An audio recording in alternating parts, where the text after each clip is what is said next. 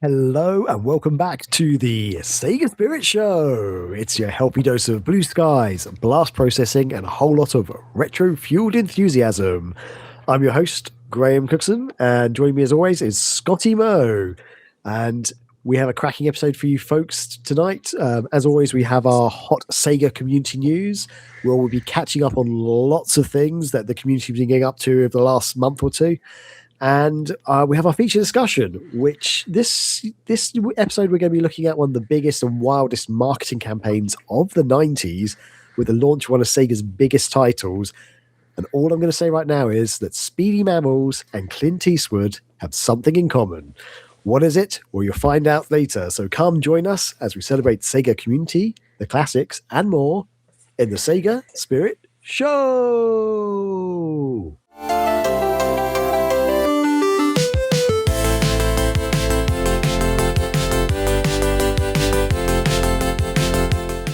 So yes, we are back. Yes, we've been on a little break for the last month or so, month and a half, I guess. We did put out a video in December. If you haven't seen it, check it out. It's about Christmas games. I might give it another shout out a bit later on.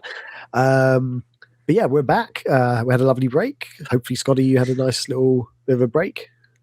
I had a to-do list and I did one of those things on it. And I had to ask Rachel to tell me that was okay. Because it was the first time in my adult life after college that I had a literal winter break. At my new job, I had off from the 24th through January 1st.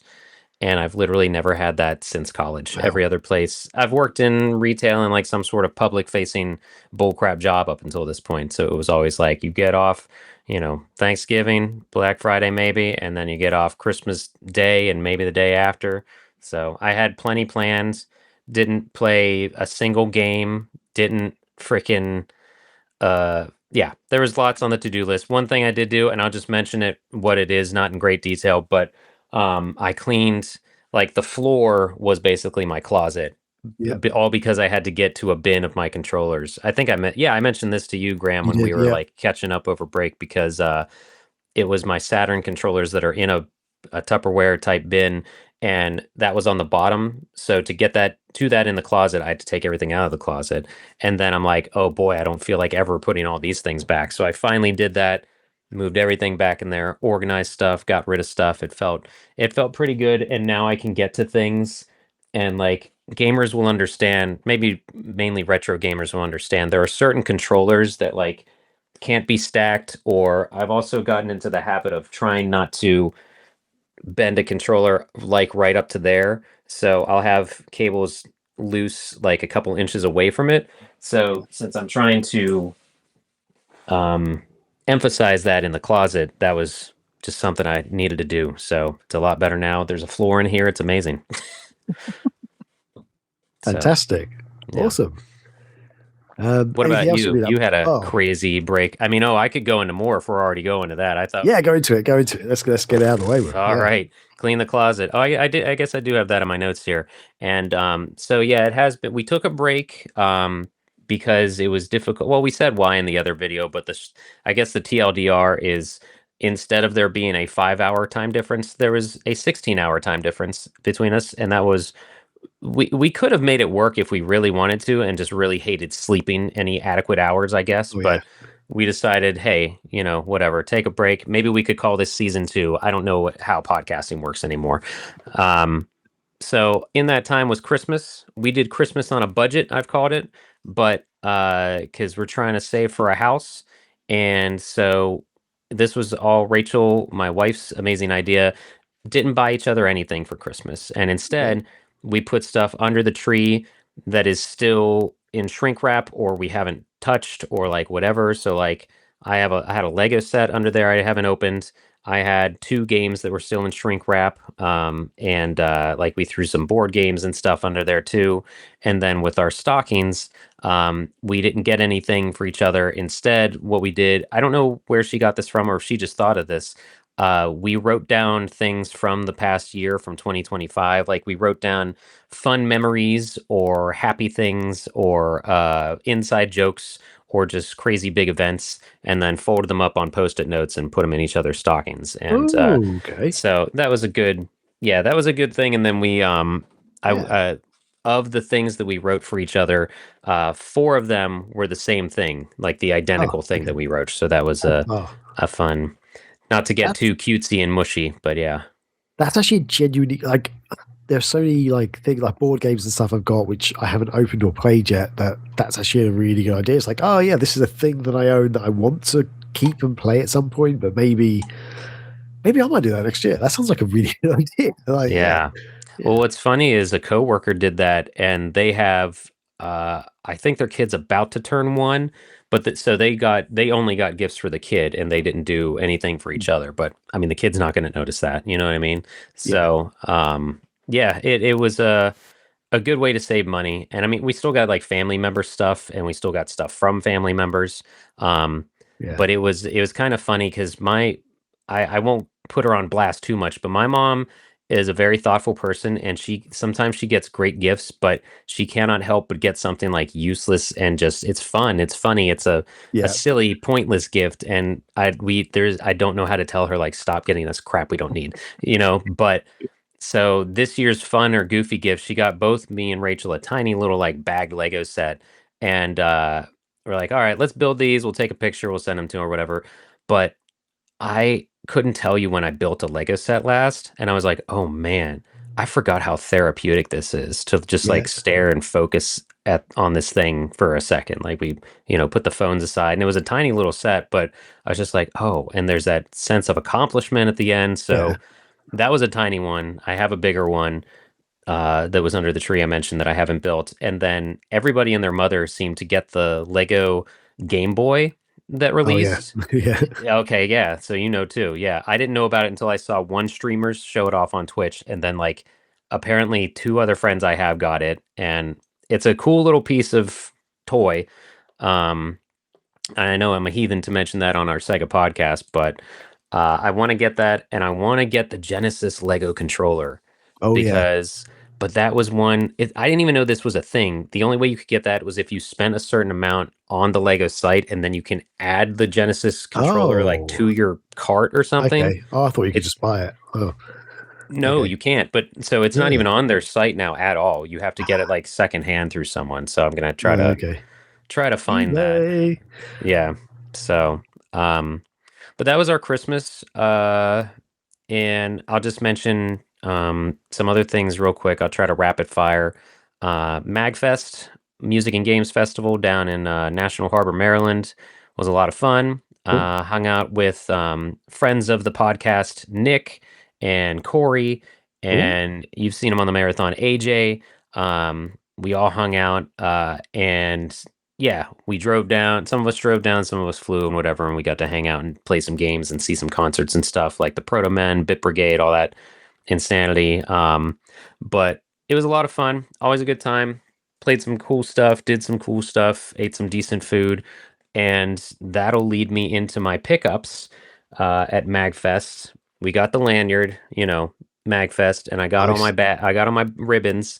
Most notably though is the last one, and I decided at the end of it, I was like, I can't put any other ribbon on the end, because ribbons, for anyone that doesn't know, you get your badge at a convention, and then you can put like your pronouns, and then other people hand out things like, here's one of the serve bots for Mega Man Legends, and then just other stuff. It's a Saturn Bomberman one, but it's just a piece of cloth that hangs off your your badge that it'll say something or have a joke or have memes on it usually. But my very last one, after I have 1, 2, 3, 4, 5, 6, 7.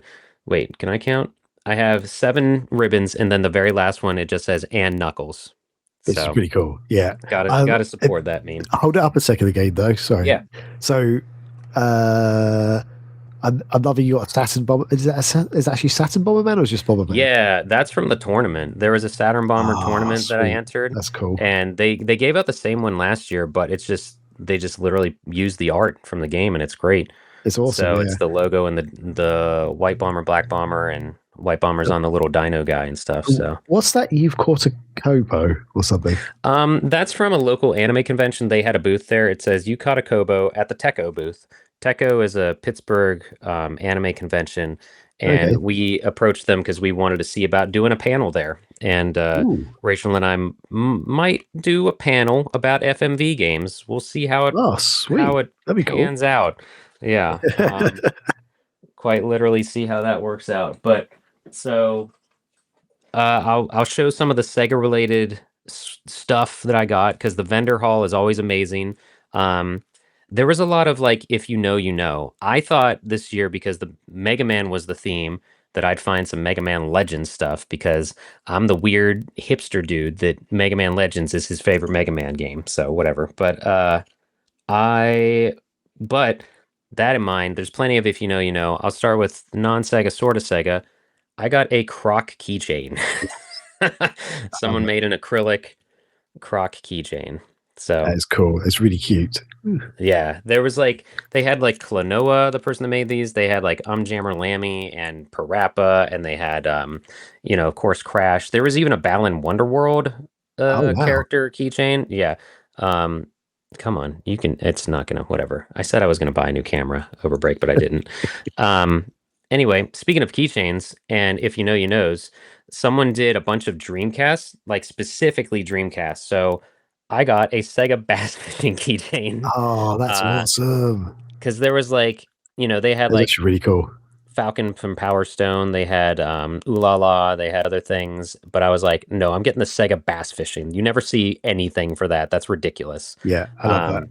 So it's a little fish hanging off a gold thing there, like above the logo. The jumping bass, like jumping out of the water thing. And then another booth. This is all the next four things you see I got from the same booth. They had amazing pins, acrylic pins, and a gotcha machine. So in a gachapon thing, I got Metal Sonic first. Yeah. And then I was like, well, I really wanted one of these, the IDW, like Sonic IDW characters. So I was like, I'm just going to buy it. And they had from Sonic IDW, Lanolin, who is a lamb.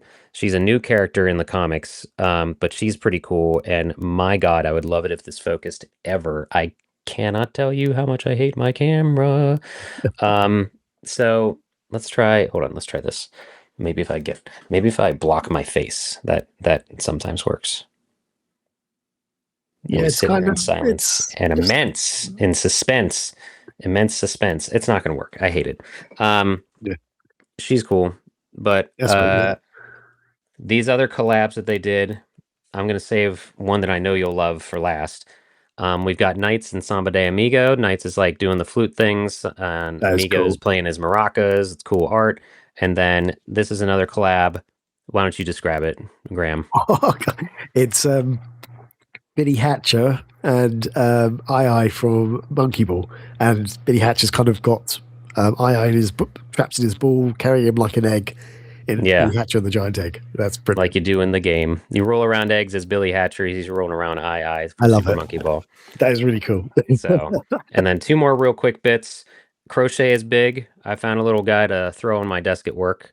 It's a little crochet chow. Very soft. He could maybe be a stress reliever as well. Like I had to just explain what this was to my co-workers in a Zoom call, basically. But I was like, oh, this poster behind me, this is that thing from it. So that's really nice. Yeah. One last bit of art, saving the best for last. I could not buy this. Oh wow. Okay.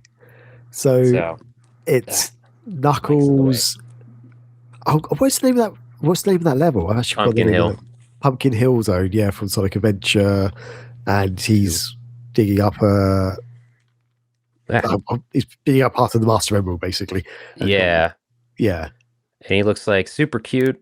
And he's very excited that he found it, and he's wearing the hat from the OVA, which is pretty cool. And there's like other little Easter eggs in here. Like over here is Zero from Nightmare Before Christmas.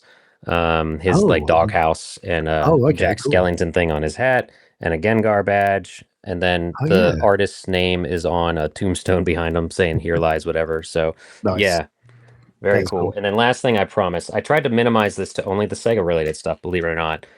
That's all the stuff from MAGFest, though. MAGFest was awesome. A lot of good artists. I've eased up from buying art, but I had to get this because I love that Knuckles art so much. This I found out exists. Shout outs to Barry from Sega Bits. He told me this stuff is still purchasable on Play Asia.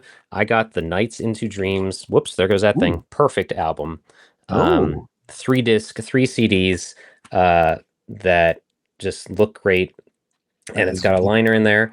One reason to buy this alone, it has literally a Christmas Nights soundtrack, nice. basically. And so, like, all of that artwork and stuff. But, ooh. Yeah. Wait, where's this available? PlayAsia.com. So, I may have to invest.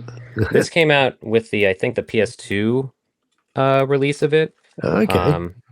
And it's got that little, I don't understand the purpose of these other than to have the barcodes on it or something. These are so annoying. The little paper liners, because they get destroyed as soon as you put it on a shelf. Yeah, but yeah, when you buy or sell Japanese games, you kind of need to have that card thing to get the best value or whatever. It's just kind of annoying. Yeah, weird. But I love Nights, and I was really happy to see that the official soundtrack was still available to purchase. So that's cool. I got more stuff from MAGFest. I have a video that'll be out by the time this podcast is out. Sweet. Of my details of the convention and everything. Well, but we can link to it in the description of this video. Yeah, thank you. Everyone's interested. Yeah, that was a lot more than I realized I was going to talk about. So I'm sorry I took up so much time. But there's a bunch of stuff, and we were gone for 2 months. That's brilliant. That's exciting. Yeah, really good. Cool. Nice. For me, so very quickly, if you might have heard or noticed, I'm actually a little bit under the weather at the moment. I've got a bit of a stinking cold, so my voice probably sounds a bit weird, and I might keep muting my mic to cough or sneeze at points. I do have a lovely drink of Lucozade here. If you know, you know. Lucozade, good stuff. Cures all ailments, that's for sure. But yeah, so if you've been following the show, you'll know that I was in Australia for November, December. So for Christmas time, I was in Australia. Came back just before the new year, and so back in the UK now. So our time zones have realigned, sort of, like just 5 hours as best they can. Yeah, which is much easier. And yeah, Australia was really good. I was going to go through a few things. I managed to watch quite a few movies actually while I was either on the plane or in Australia. I was very quickly mention them because they're kind of geeky related, I guess. I saw the third Avatar movie, Fire and Ash. I'm going to say good movie. I thought it was better than the second one, and I'm looking forward to the fourth one, basically. So yeah, I found it very entertaining. I haven't seen past the first one, but that was an experience when I saw it in theater. I remember, like, man, that was the best movie I've seen in a theater ever. And then I watched the Blu-ray. I'm like, oh, this was a theater experience. This movie's okay. I know what you mean, yeah. And it's like, this is really just Panzer Dragoon, like when they're flying around on things, but that's fine. Haven't seen the second one, haven't seen the third one. I'll see them eventually. The second one is fine. I think there was some I had issues with it though, but the third one was just a better movie. But you kind of need to see the second one to see the third one, because it follows on immediately after, and some of the characters are relevant in both. So yeah, I'll set aside 8 hours someday. Yeah, yep. I also watched a couple of Marvel movies on the plane. Thunderbolts, aka The New Avengers. I'm going to say I really enjoyed it. I liked all the characters in it, especially if you've seen Falcon and Winter Soldier, the TV show, Disney Plus. The Captain America, who's kind of like, he's like the failed Captain America almost, basically. A spoiler alert, I guess, in a way. He's in this, and he's a lot more likable. Like, you actually kind of get to know his character a bit more, and he's actually a better character. Just in general, I just enjoyed the movie. So although I am very confused about one thing, which is the failed Captain America guy. My understanding in the TV show was he didn't have superpowers, but in this it looks like he was super strong. So I was a bit like, at the end of the TV show, he injects himself with the super soldier thing. That has completely been wiped from my memory, because I thought the Falcon Winter Soldier TV show wasn't very good. I couldn't even remember that. So brilliant. Okay, good. Now makes sense. Great. I also saw the new Fantastic Four movie. I need to see that too.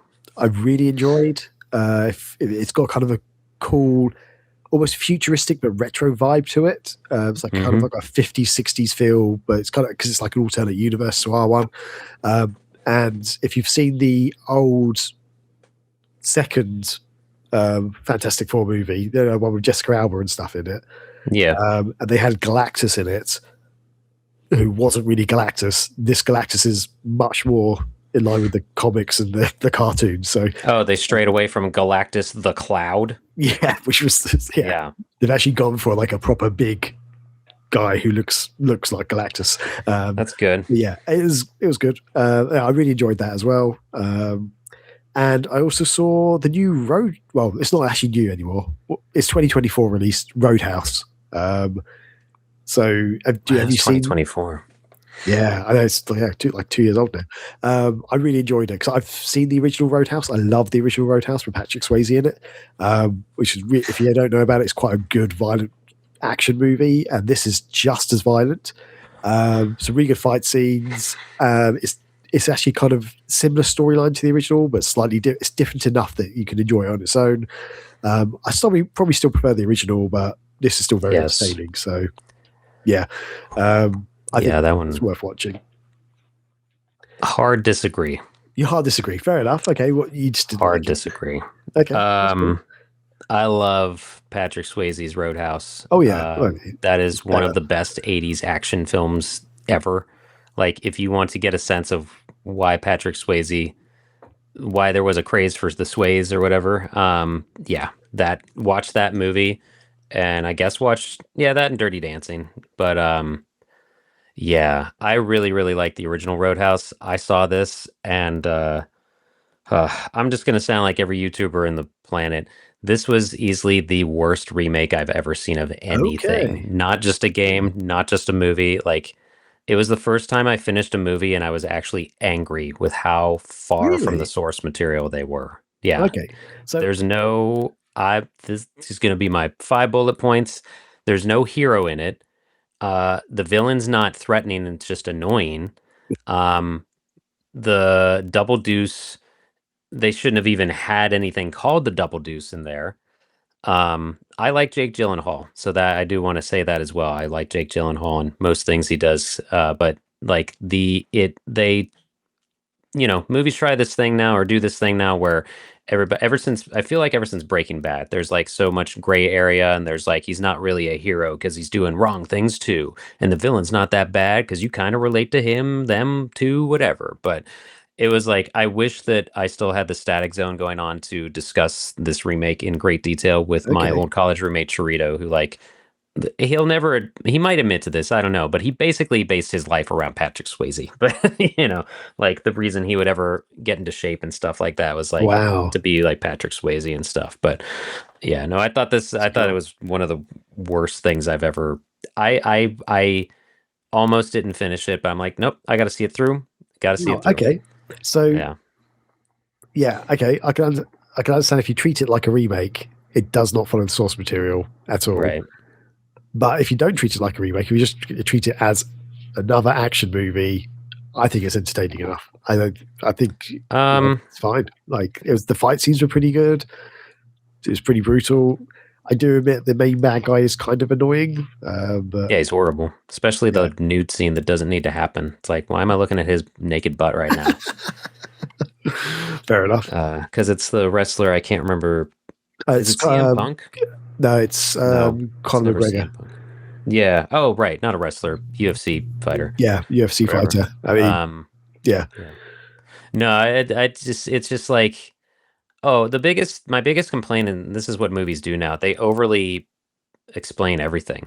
Like the original Roadhouse, you know so little about Patrick Swayze's character, and that's what's great, because when you find out this like little tidbit of extra info, you're like, holy crap, what else has he done? But instead, this thing, like, you want to know what he's done since birth, basically. Here you go, and that's why he's a badass and whatever. Yeah, fair enough. Okay. Yeah. I'm not saying, I don't want it to come across that I'm saying you're wrong for liking it or anything like that. You can say I'm wrong if you think I'm wrong. No, it's just like, it was very confusing. I don't know how they marketed it, but it was very, it was a jarring film. Here's the thing. I think they could have not called it Roadhouse, and it would have just been fine to be another movie, Right. Movie about a bouncer guy, So in that regard, I completely get what you're saying. It's not really Roadhouse, but I thought, I'm glad they kept it quite violent, though. That's the thing. I thought they were going to really dumb it down. It was intense. Yeah, there's some quite intense fight scenes, but I still, as I say, the original Patrick Swayze one is a lot better, and it's actually also got better fight scenes, especially the final fight scene in that one. Really good, really good. Cool. And also, right, I'm going to try and move on as quickly as possible with this. I've got pickups. I've got many things. Some of them are for Christmas. Some of them are just from being in Australia and stuff. One of them I've actually lost. It's definitely came back with me from Australia, but I don't know where it is. It was the kangaroo you bought. Damn right it was. Yep. KO the kangaroo, full life size. He's here. Actual kangaroo.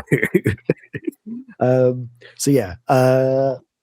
will go through some of them. Oh, actually, I should also point out, you may have noticed my background has changed. Whoa. Yeah, there's a floor. I had to move. I also had to move stuff around because there used to be a sofa back there. There's now two TVs. Nice. And normal. Yeah. There we go. I had to move the room around a bit, make it a bit more functional. I was actually going to move my desk at one point, but that did not work because it's an L-shaped desk and I could not put it anywhere else, basically. So there we go. Anyway, so let's go up with things. This is a Christmas present I got, which is, I don't know if you want to try. Is it a puzzle? It is basically it's kind of like a Lego puzzle type thing, but it's flat. So you kind of make it, and it kind of Jigsaws. That is it's a interesting name for something. I guess it's kind Jigsaws of like remix. It's kind of like a jigsaw puzzle Lego type thing, but so now I understand the name. Jigsaw. So I guess puzzles, you kind of jigsaws.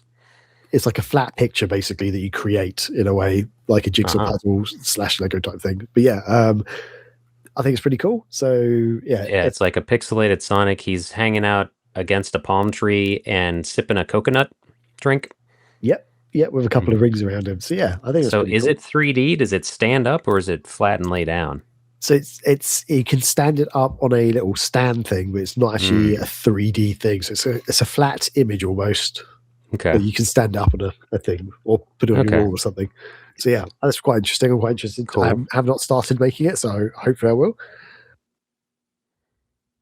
Yep. So I just had to cough for a second there. Right. Next. I have a Mega Drive pickup, which is a game I've never even heard of called Generations Lost. Neither have I. It's from, do you want to describe that front cover?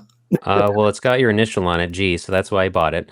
No, Generation Lost, it's a man, is he standing around in a lightning storm? Like this clearly ripped dude. I don't know if it's Fabio because you can't really see his face, but there's a lightning blast storm going on behind him. And it's just his chest, and he's looking up at the logo. So either he's getting struck by lightning, or he's so cool because he doesn't need a shirt when it's raining. I don't know. Oh yeah, that is Patrick Swayze from original Roadhouse right there for sure. Right, my bad. So Patrick Swayze's on the cover of this. Yeah. And it's going to be hard to say from there, but it looks like a little platform game. I've not played this yet because I didn't. Well, that looked like Flashback for a split second. I don't know. From the screenshots maybe, but I don't think it is going to be. Especially that Out of This World, or what was that one called? Something like that. Yeah, Another World was Another World. Yeah, but no, this is. I can read the back of the box to you. Sure, because I have no idea what that's about from that cover. Yeah, in Generations Lost, you embark upon the ultimate quest as the... Oh, God, this is actually really hard to read. The lightning is cut... The writing's in yellow and there's lightning covering up. Oh, good. Yep, yellow on white. Perfect. Yeah. It's like me and my shirt. As the war... I think it says, as the warring Monobe, you must seek to solve a fascinating enigma, exploring 6 exciting and challenging levels of a mysterious, troubled world. You will gather clues and grow to understand your own strange powers, all the while something closer, moving closer. There's loads of lightning over this word. All the while moving closer to that which you prize above all else, the truth. A spellbinding strategy adventure. Generations Lost is here to be discovered. Generations Lost is here to be discovered. Great. Okay. It's so hard to read that writing, like the lightning going through the actual text. It's actually does not work. But I never even heard of this. I've seen this game, so I was like, I am. Neither have I. For just for the hell of it. It did come out over here too. Exact same cover. It looks like, okay. Oh wow! For some reason, it goes like $20 more in the UK than it does here. Ooh. Yeah, that cover's so bad. Yeah, I mean, I bought this in Australia, so hopefully Right. on it cheap because, yeah. Weird. Did you play it yet? No, I haven't played it yet because I didn't have a Mega Drive set up when I got home. Well, if yeah. that makes sense. So I did have one over there in Australia. So, oh well. Moving on, I do have another Mega Drive game, which you kind of this is actually part of the Christmas video we put out, the 12 games of Christmas, and you mentioned it to me of being available, so I actually picked it up. It is crap.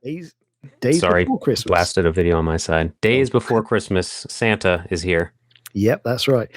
So if you haven't watched the 12 Sega games of Christmas, you'll watch it and you'll understand more about this game. But basically, this is a bit of an elusive game. It was only released on the Mega Drive in Australia, which is really unusual. This is actually a repro copy because it's so expensive to buy. And I when I was in Australia, I tried to look for it, and I found one shop that actually had it, and it was about $1,000 Australian dollars. Oh, you did find it? Okay. Yeah, there was one shop, and it was $1,000 Australian dollars. And I'm like, I'm not spending that on this game because I know this game isn't actually that good. It's not a great game. Yeah, so, that's you just described retro gaming in a sentence. Expensive games that are not that good. So luckily, this is a repro, and it was £30 or something, or 25 quid. I don't know.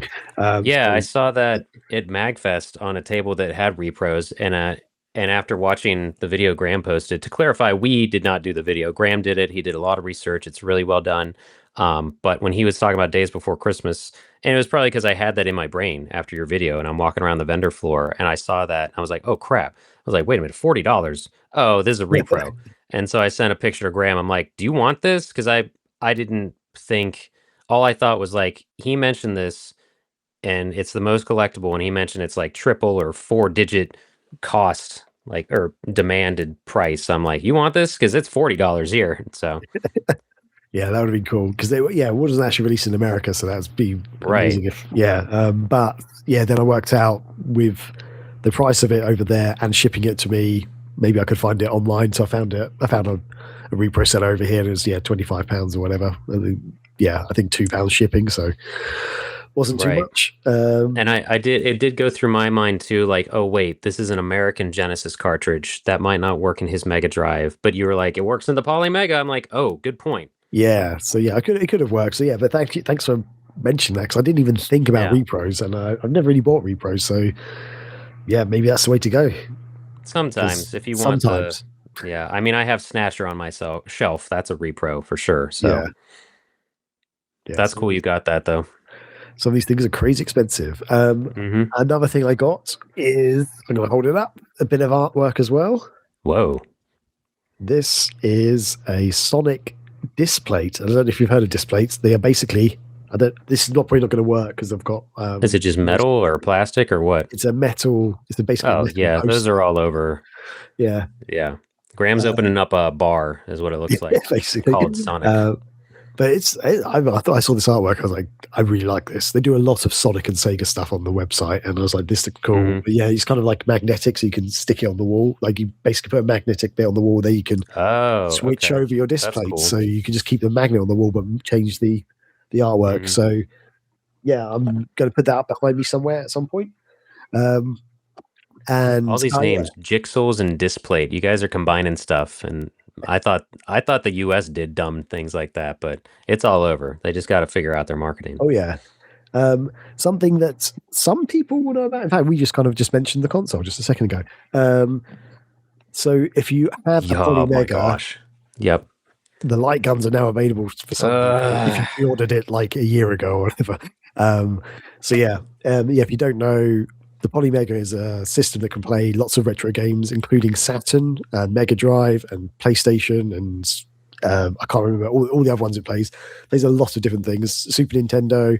To clarify, it's totally legal because you dump your library onto it. None of those are on the systems. It's not an emulator system or ROMs or anything. Yeah, so you actually have attachments to actually physically put your cartridges in, and you can then dump the cartridge onto the system, so you don't have to keep changing cartridges, but you have to have the game to be able to even play it first, if that makes sense. You can't just load an SD card full of games. It doesn't work that way.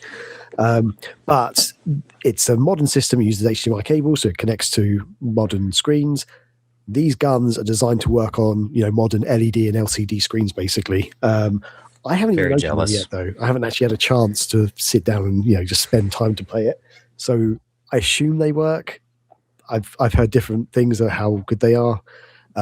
Funnily enough, though, I actually set up my CRT and brought another device to actually record me playing light gun games on my CRT before these arrived, like before Christmas. So I've got two options to actually play light gun games, I guess. But I love light gun games, so it's going to be a lot of fun. You might have to give me some of that info on how you're recording yourself playing those, because I had to buy a special adapter. I'll give you offline, but there's it works really well. I was so happy when it worked. Yeah, that's a struggle I have, because that's literally half my Saturn library is light gun games, because that's my favorite thing. I have 3 light guns for it, because I had an off-brand one just because you could only ever get like the first party Saturn ones, and then like I could not find another one for years until years later. So now I have 3 guns, but we have a CRT. That was one of the things on my holiday to-do list, was to mess with our CRT. We recently got it a rummage sale. But I say all of that because it's like, okay, now all my Saturn games are on the Polymega, and PS1 games are on the Polymega. Boy, should I get a Polymega, like 2 of those guns, or should I just mess around with the CRT more? So, maybe I'll wait for your review of those guns. I don't know. Okay, yeah. Well, I'll give you an update maybe next week I'll get a chance to play. That'll be really good. And something else arrived, which might make you jealous. I don't know. We'll see. We'll find out. It's this bad boy. Oh, nice. Yeah. Now okay. The VMU Pro is what Graham's holding up. Yes. Did you get the VMU 2? I can't remember. I have the VM2, which is actually... Okay, yeah, the VMU Pro is the one that I really wanted, because that's the colored screen, right? Yes. So the VM2 is the one by Dream Mods, basically. I think that's the name of the website. If you go dreammods.net or something. Yeah. So this was like the original one that came out, which is like you can put an SD card in it, and it saves lots of games to it, basically. It's really good. But then, what's it called? 8-Bit Mods is the name of the company, released the VMU Pro, which was available for pre-order a few months ago. I think it's now gone back to pre-order mode again, because I think they're out of stock, so it's back in pre-order. But this one has a full color screen. It's got an MP3 player in it, and you can download emulators. So you can download Game Boy, NES, and Game Gear Master System emulators. So 8-bit emulators, basically, to play on this. And yeah, I've got it. It works. I'm not going to lie, it's slightly better than the VM2. I would hope so. That thing, because it's like, how much more also? Cost more. So there's one issue I found with the VM2. With certain games, homebrew games, it doesn't always seem to save properly, or something's weird with the saving. Like it says it's saving, but when I go back to play the game, it doesn't recognize the save. It doesn't see the save bars anymore, which is weird. I've only had it with certain homebrew games. So some homebrew games work fine with the VM2. This one, it does actually seem to save more accurately. Although it thinks that Speed Devils is a different game. Like it comes up with the name of the game on the bottom of the screen, and it kept saying, I think it's Spawn in the Demon's Hand, but it's Speed Devils. Those are very different games. Yeah, what's going on there? Maybe it's,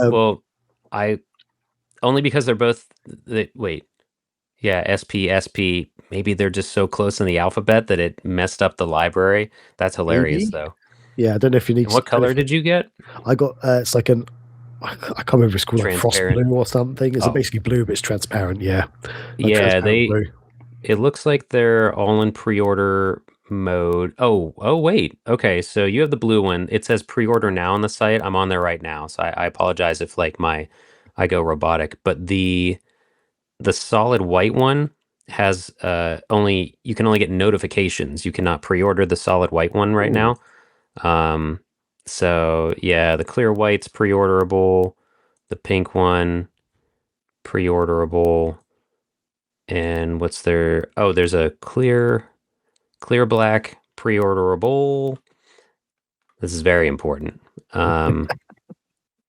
And did I just go through all the colors? No, there's a solid black. I kind of like that one. That one's pre-orderable. But yeah, at least in American, it's $95.61. But yeah, I do really want one of these because I have too many VMUs. Yeah, it's like basically, I think 1 gigabyte is about 8,000 VMUs or something ridiculous. And this can take up to a terabyte SD card, micro SD card. So that's too many. It's not in there right now, is it, for you to take out of the box and show us or anything? I can show. It's actually plugged into my Dreamcast controller. 1 second, which is on the floor next to me. There we go. There it is. Yeah, I guess it does look just like one, huh? Can I turn the screen on? Is it the VMU shell? Is it the same deal and everything? Like they just basically put something new inside? Don't know if it's. I think it's a whole new. I don't know if it's actually. It's not exactly the same as a VMU shell because there's actually little buttons on the bottom and stuff, and there's an USB-C charging cable and stuff like that. Yep. So it's not waking up for me. Maybe. Yeah, I'm very curious. I do really want one of those, but I did play a little bit of some emulators on there. I played some Game Gear games, and the Game Gear emulation is pretty decent because. Oh my gosh, I forgot. Yeah. One of my favorite games on the Game Gear is Batman Returns, that we've discussed multiple times, and that is weirdly one of the games that emulators don't emulate properly. There's a couple of bits in the games. One of the bosses in particular. It's like basically the background. It's like snowing and stuff, and it's the black background. And lots of emulators get that wrong. It goes flickery and stuff. This one's not perfect, but it's better than some other big emulators I've actually played on it with. So interesting, pretty decent. So it's not perfect still, but surprisingly good. Most games I played or tried out were good. The MP3 player works. You can actually listen from the speaker on the VMU, or you can plug in USB-C headphones. The one thing that I haven't got working though is the Wi-Fi. So this is Wi-Fi enabled. It could not find my Wi-Fi. I was right next to my router, like the internet's on, it's working. Talk to it, and it kept finding all my neighbors' Wi-Fi. I'm like, oh, so I don't know what's going on there. Maybe it doesn't like my Wi-Fi. So I don't know if I need to Google about that or something. But it works otherwise. You don't need Wi-Fi to use it. You know. Yeah. So yeah, so far so good. I've only used it a little bit, but yeah, cool. I'm happy with it so far. So yeah, if you can check it out, buy it. If you like us, we've got MIDI and VMUs. Definitely worth getting that, or the VM2. Yeah. So yeah, VMU Pro, though I would admit is that little bit better so far, especially for the money. Nice. So there we go. Nice. Yeah, and I have been playing some games. I was going to show a video of one, but I'm not even going to bother now. One of them is Star Fox 64 on the Dreamcast, which if you've been following the show, we've been talking about it in the news. I've been very excited about it. It's now available to play. You do need to own a copy of Star Fox to be able to actually get it to work. There's ways of basically if you Google it online, there's a whole process of actually doing it. But yeah, I love it. It's really good. I think it's as good, if not better, than the N64 version. Like slightly better graphics, audios and stuff is just a bit better. Really good, really fun. And there's 2 other games which are actually going to mention in the news. So with that, let's get on to the news.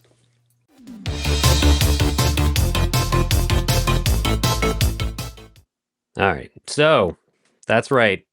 SEGA fans did not sleep over the break.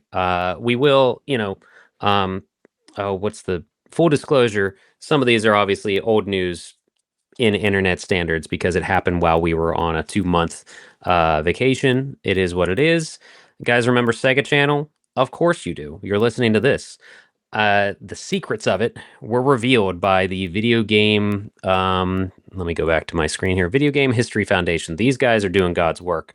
If you don't know who they are, they also recently uploaded hundreds of magazines, like scanned them in to their archives and stuff. So this is just one more amazing thing they're doing to preserve video games overall. But what they have done, they've included over 100 Sega Channel ROMs. So I know there was one game, the Garfield game, that was only ever on Sega Channel. Not Caught in the Act, but something else. Maybe it was that one. Oh no, it was Garfield. The Lost Levels of that game specifically. Yeah. There's a Flintstones game that never got released outside of Sega Channel, like for the live action movie, I believe. So yeah, they've released a bunch of these, and you can experience them in one way, shape, or form. But it's also just like Sega Channel in general. How was that ever going to be properly preserved?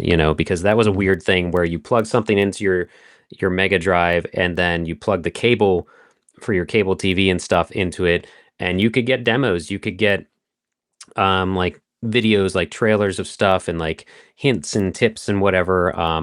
I spoke about this recently on a podcast that I actually guested on, and I genuinely could not remember if I had the Sega Channel or if just shouts out to my friend Ben.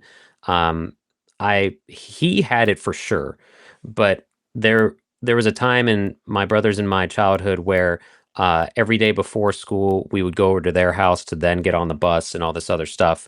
So like I played through Ristar on Sega Channel. I played Robotnik's Mean Bean Machine on Sega Channel, but stuff like that was lost. Like the whole overlay, the menus and all of that stuff that you could see how you get around Sega Channel and everything. That was kind of gone forever. But Video Game History Foundation has found ways to bring all this insanity back, and they have a complete list of the recovered titles. And what it does say here, let's see here. They have a footnote here for hardcore Sega fans. We believe this recovery project accounts for all unique Sega Channel exclusive games, but the most hardcore fans might be wondering, what about Ozone Kid? In a feature article on Sega Channel from the June 1995 issue of Electronic Gaming Monthly, or EGM, Ozone Kid was identified as the first Sega Channel exclusive. We can confirm that this game was never actually distributed through Sega Channel. According to data recovered by Ray, the environmental detective, as it was titled prior to cancellation, was slated for release alongside the Sega Channel test markets, but it was pulled from their programming plans in July 1994. Blah, blah, blah, blah, blah. So, this is really neat, though. So, yeah, it's just amazing that they have this stuff. What do you think about Sega Channel, Graham? I don't know if that was even a UK thing. It wasn't available in the UK. Right. I only learnt about it after the internet became big, and could talk to American gamers and be like, "Oh, wow, this was a thing." I love the idea of it. Again, Sega being really ahead of their time in spending lots of money on something that hardly anyone used, it seemed, but really cool idea. Yeah, and this is just, it's fascinating. I'm glad they're doing this. Like, I don't know if we play many of the ROMs or anything, but if we get a chance to, but it's just a cool bit of gaming history, something very unique that no other company seems to do. And yeah, and I read a bit of this. It mentions it in the article. They had a version of Super Street Fighter 2 with half the characters missing because the file size was too big, because it was limited on what you could do back then, obviously, with this sort of thing. So yeah, a lot of games like stripped down and stuff, but kind of cool. I think really good idea. Yeah, very excited. Yeah, it's very cool. They have like, yeah, we'll link it, and you just got to go and experience it and check it out. But since then, people are putting out videos of like what Sega Channel looked like and everything, and they have a video on YouTube of a dude introducing the whole project as well. But it's really neat. It's it's stuff like this. It's like, how do we properly preserve like the first version of World of Warcraft and stuff like that? Yeah, because there's no one saving. There is a disc at some point, but at the same time, like that version of it and stuff like this. So yeah, cool gaming history. Cool. Yeah, love it. Cool. And the next bit of news we have is, oh wow, that's loud. There we go. Is around Sonic Mania. So if you don't know about this, Sonic Mania has been it's being ported to it's being ported to the Dreamcast, and it's been worked on for a little while. Originally by a guy called he goes by Sonic Freak 94 online, and he's been doing a lot of good work. But J.N. Martin, who has been doing, they did the Doom 64 port, he's done Star Fox 64. He's been doing lots of ports and stuff for the Dreamcast. he and Fulco Gergis, who's also quite prominent in the in this scene, they're now on board with the Dreamcast port. They've been helping move it along a bit further, and it's starting to come along a long way pretty quickly. So the video we're looking at right now, this is actually from the Sega Guru. He's got access to a working version of the game.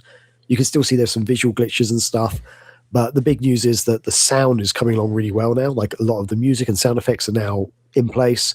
The game is basically fully playable, fully running. It's looking really good. And yeah, it's just really exciting to see this sort of thing happening. Because I think this is one of those games that a lot of Sega fans and Dreamcast fans would love to be able to play. So yeah, it's looking really good. I don't remember that pinball bonus level at all. Sorry. I don't remember this. I briefly played Sonic Mania on the Xbox. I completed it, but I don't really remember a lot of it, I have to admit. But yeah, it's kind of because I don't have as much time to play games as I want to these days. But this is I'll probably start playing this game because I love playing on the Dreamcast. Yeah, really cool. Really cool news. So yeah, it was never meant to be on the Dreamcast. That should be pointed out. Like, it was never. Oh yeah. People were like, "Oh, put it on a Genesis cartridge." No, the Genesis cannot run Sonic Mania like natively, or however you would describe that. There's a lot going on in that game. But yeah. Oh yeah. Yeah, it's funny. Fulco Gergis puts out a lot of stuff on LinkedIn talking about a lot of the processes and stuff.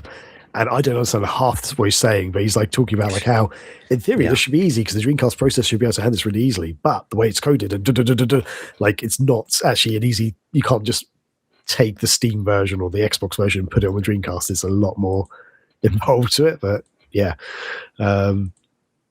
brilliant. Very excited. So yeah, cool. The next bit of news we have, this is also a little bit of an update from stuff we've been covering previously at the end of last year. So this is a bit of an update that was about a week ago, actually, so January the 12th.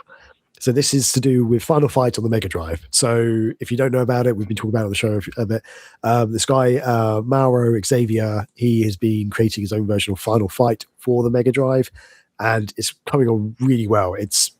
It does technically play better than the Super Nintendo version, possibly nearly as good as the arcade version. Just before Christmas, he did put out, literally like December the 24th, he put out the latest beta version, but it's not the final version. And in January, he gave a bit of an update, basically saying he's improving more of the enemy behavior. He's had to actually change some of the assets to make it a little bit better.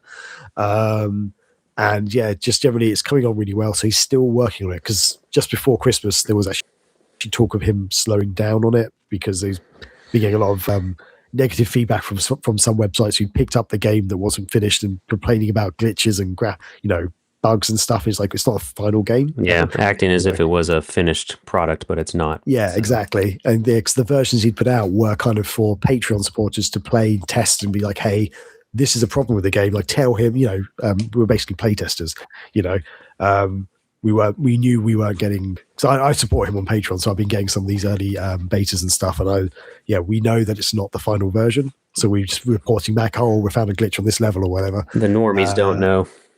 Yeah, and then other websites were picking up going, yeah, this game, it could be good, but it's got all these problems. Yeah, whatever. So anyway, it's still working on it. It's coming along nicely. So I'm very excited to get the final version when he gets around to finishing it. So awesome news to hear. Awesome. Yeah.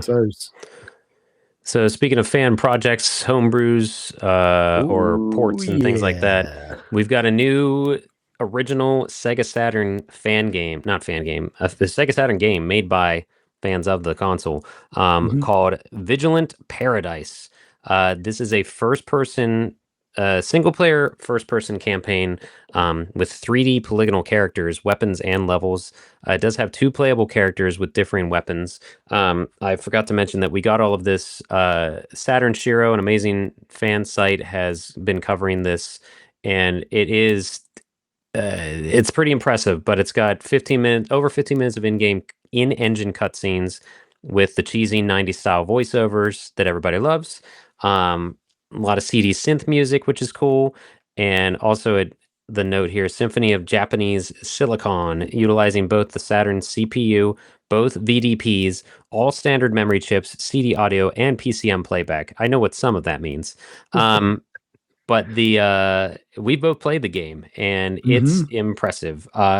Full disclosure, also though, it is $10 to get the download for it. So that means I think didn't we both play it through Satiator? Was that right? Yes. Yeah. So he recommends playing on ODE, but he actually says on his IO side that the Satiator is prone to bugs and freezing. I actually didn't really have any bugs. It froze at one point for me, but otherwise it was fine. So yeah, this is actually my gameplay footage we're showing right now as well, actually. Yeah. Because I uploaded the full playthrough of Vince, who's the first character, and I think it's really cool. Like this, and obviously it's not as fully fleshed out as like I'm gonna say properly developed game for the Saturn. I mean, he's done an amazing job. There is basically a full game here. He's put a lot of work into it. The story I actually found surprisingly entertaining. There's a few bits I genuinely laughed out loud at.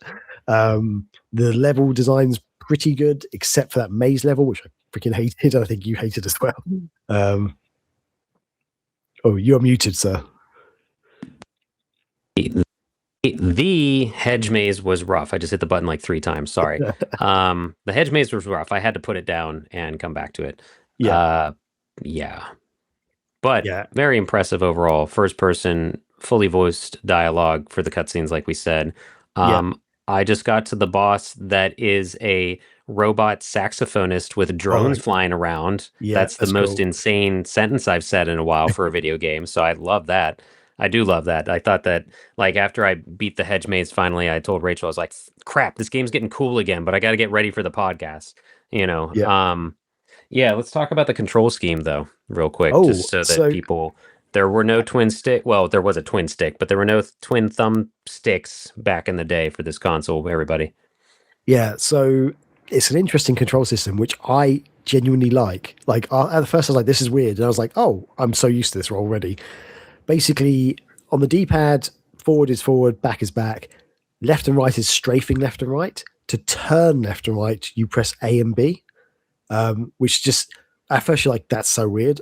But the L and R triggers a shoot. And I actually found it really, I don't know about you, but I found it really natural after a few, because you don't need to look up and down. He's made the game so you don't need to look up and down. It's kind of like the classic Doom style game. Where you hit people that are above platforms that you're on or whatever, or levels. Yeah, kind of where you're shooting roughly it knows to shoot someone up on a ledge and stuff. Yeah. But it makes sense because you have your right thumb is turning yourself, your left thumb is strafing.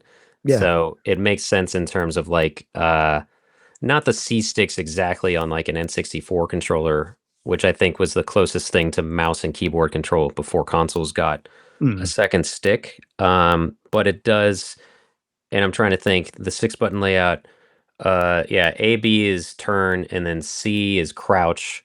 And then in terms of X, Y, Z, it's X is reload, Y is change gun, Z is a quick 180 turn. Yeah. So yeah. The one minor complaint I have is the turning is actually a bit slow sometimes. Like you're turning and it's just like very, very slow. But generally I found the controls are pretty decent. And I just thought the game was fun. It was just a fun game to play. And we mentioned you've got 2 characters. The levels differ depending on which character you play. So there's 2 or 3 levels which I think are identical basically, but most levels there's either a branching path where the 2 characters split up and they changes depending on who you play as, or there's a couple of levels which are completely different.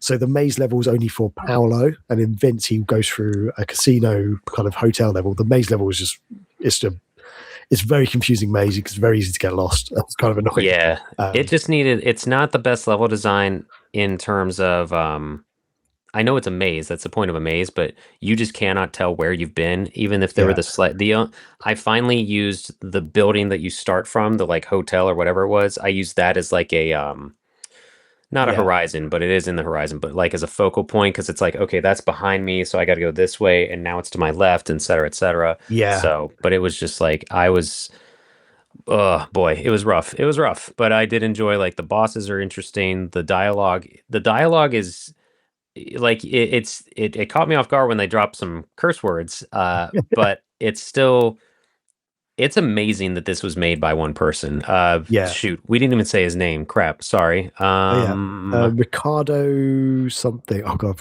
Ricardo Campione, I think. Is that his name? Yeah, Uh, Ricardo Campione. yeah, Campione? and Campione. he Sorry. goes under the company or the the developer as it were is Play Nautic. That's what it's called.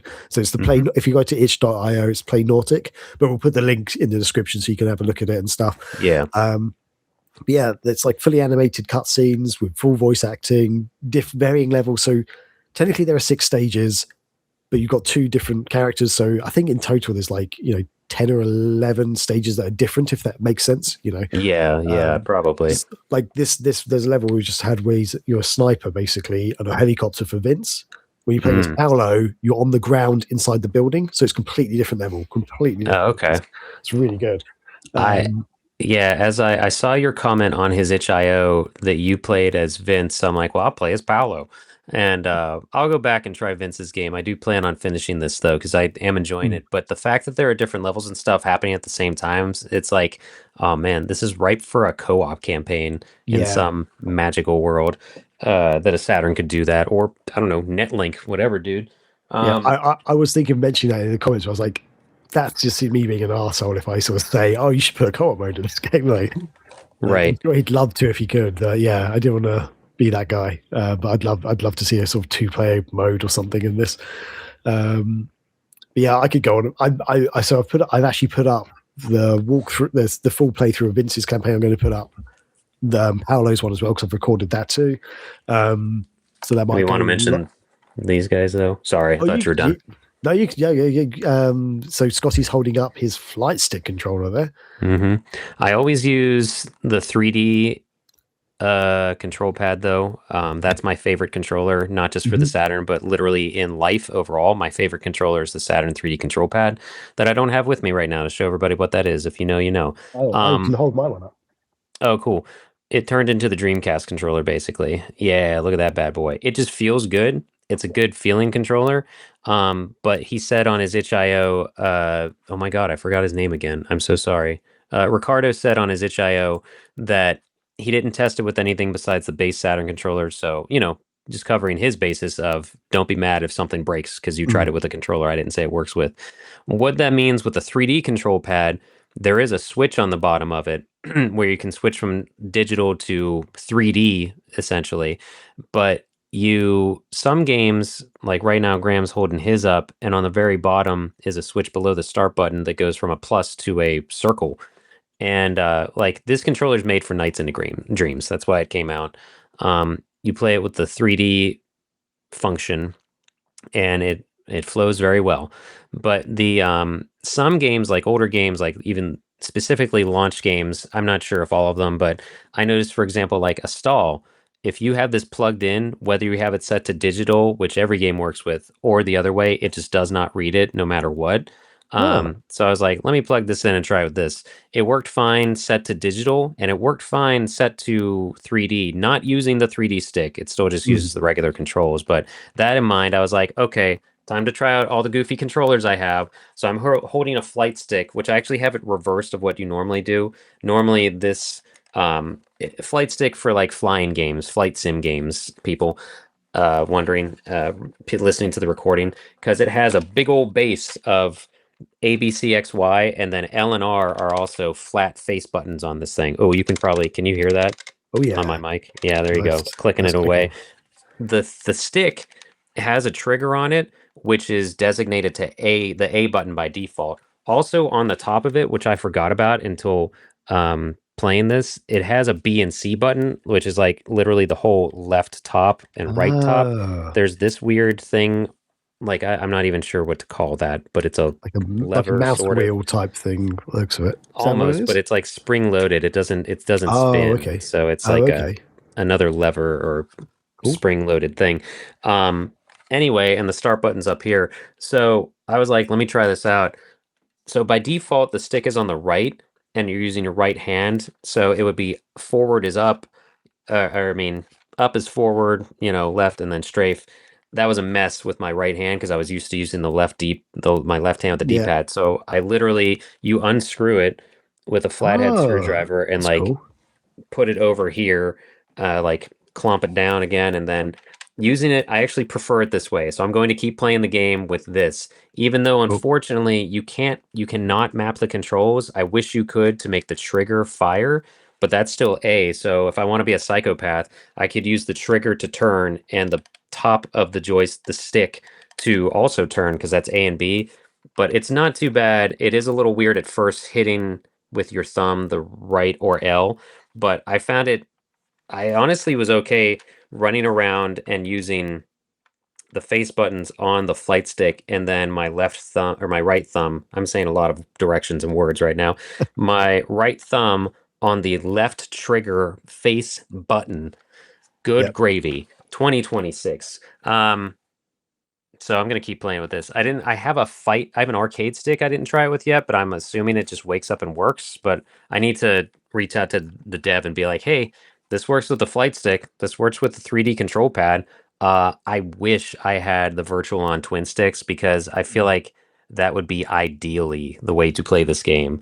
Or honestly, if he added the ability to map controls, I'd probably switch this back over and like make this look and these like strafe, so that you're basically using a mouse and a keyboard at that point. Because that's what this feels like right now, is almost a mouse and keyboard thing, using the controllers like this. This is not cheap because it's retro and it's a weird controller. So unfortunately, I'm not expecting everyone to run out and get this, but I recommend the flight stick with Vigilant Paradise. So man, that's so good. Yeah. We should also note this game actually came out about 3 months ago, so it's actually a 2025 release. But not really many people talked about it. Then more recently, yes, Saturn Shiro, I think they mentioned it on their show. Oh, right. Yeah, they basically a few bigger sites picked it up and were like, "Hey, by the way, this is a thing," and now lots of people are seeing it, and that's where we found out. We found it on Saturn Shiro, and I'm sure Time Extension also mentioned it or something. Anyway, probably. But yeah, really good game. Yeah, I highly recommend it. I think for $10, it's worth it, especially for supporting an indie dev like this. It's a one-man band.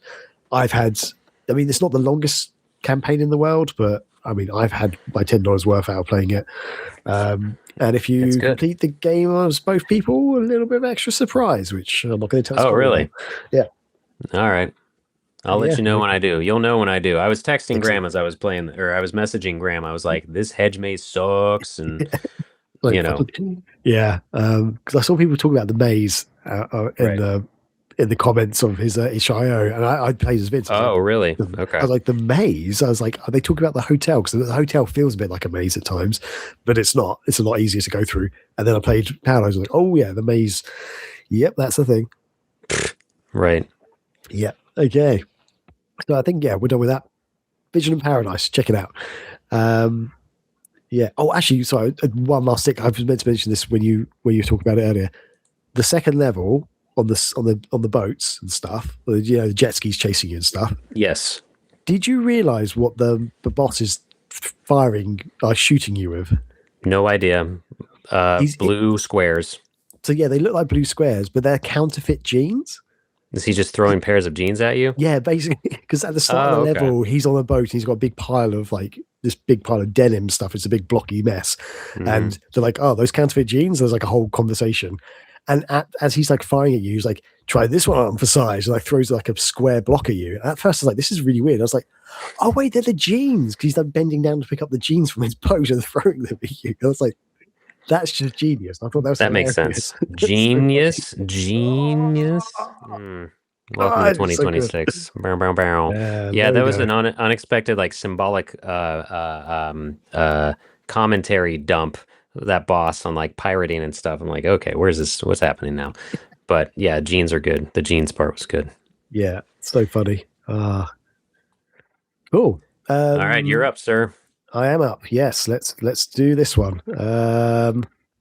Cool. So the next bit of news, we've covered Star Fox 64 in the past coming to the Dreamcast. Well, forget about that, because there's now another game on the Dreamcast, which is, as you can see on screen, for audio listeners, it's Super Mario 64 is now available on the Dreamcast. So J.N. Martin, the guy who works on Star Fox 64, Doom 64, and some other games, Wipeout and stuff, who brought those games to the Dreamcast, he has now ported Mario 64 to the Dreamcast, and it seemed to come along very quickly. Like, it's already available to play. This footage is actually my footage that I recorded. And yeah, so this was actually one of those games that I mentioned with the VM2 did not save for me. I played like 2 hours of this game, unlocked like the first few levels and stuff, was like doing an amazing run, and then I went back to play it like the next day. I was like, where's my save file gone? Oh my god. So yeah. That was very frustrating. For some reason it just didn't save. I don't know why. That's a shame. Acting like it was saving. We'll have to let Chris Powell know, because this is his favorite platformer. But yeah, so yeah, it's a really good game. So yeah, if you again just like Star Fox 64. Why are you doing this right now? I have to ask why you're going up the wrong way to get that coin, you psychopath. Oh, because some people don't know about this. This hill in the game, if you try to run up it normally, it makes you slide down. If you walk up very slowly, it makes you walk up it. That's a little trick that I learned back in the day playing on the N64. All right, Graham's flex. Well, guess what? Your Nintendo flex on a Sega podcast does nothing for me. Well, do you know about this warp here? Yes, I knew about that. Everybody knows about that. You can't use it in the race. It's considered cheating. Yep. What about the side flip up there? There you go. Anyway,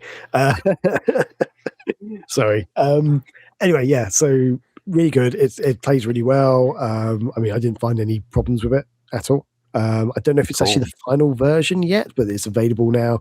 Again, you do have to have a copy of Mario 64 to actually do this. But yeah, there's instructions on how to download it and stuff out there, and definitely check it out if you can. If you're a fan of N64 games and Mario 64 and like a Dreamcast, there you go. Nuts. Yeah, it's crazy, and I'm loving it. This is what I'm here for. This is the stuff I love. And the next bit of news, Scotty, let's go over to you. This is what I'm here for. Dreamcast games being brought back online because no one asked for it and the community wants it. That's what I always say. 100 Swords, I don't know. I'm not familiar with that game, but the Dreamcast community, Dreamcast online community, have brought back 100 Swords and also Power Smash, which is the Japanese name for Virtua Tennis.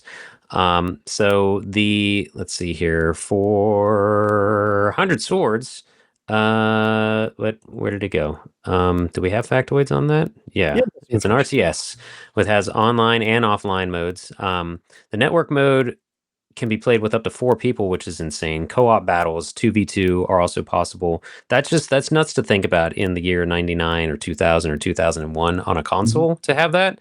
And then there was the adventure mode where you choose the way of the kings or the way of the men. A grand drama unfolds from the perspectives of 2 main characters, Boy King and Girl King.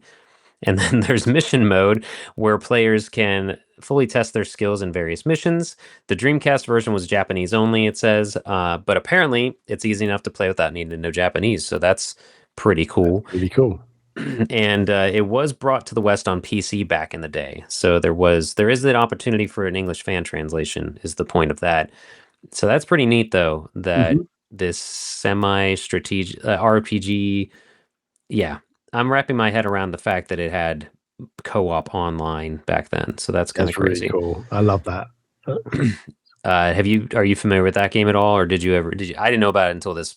I knew it existed. I didn't really know much. I knew there was a game called 100 Swords. I knew it's some sort of strategy type game, but I never really knew what it was, to be honest, because it was Japanese only. I didn't really look into it much.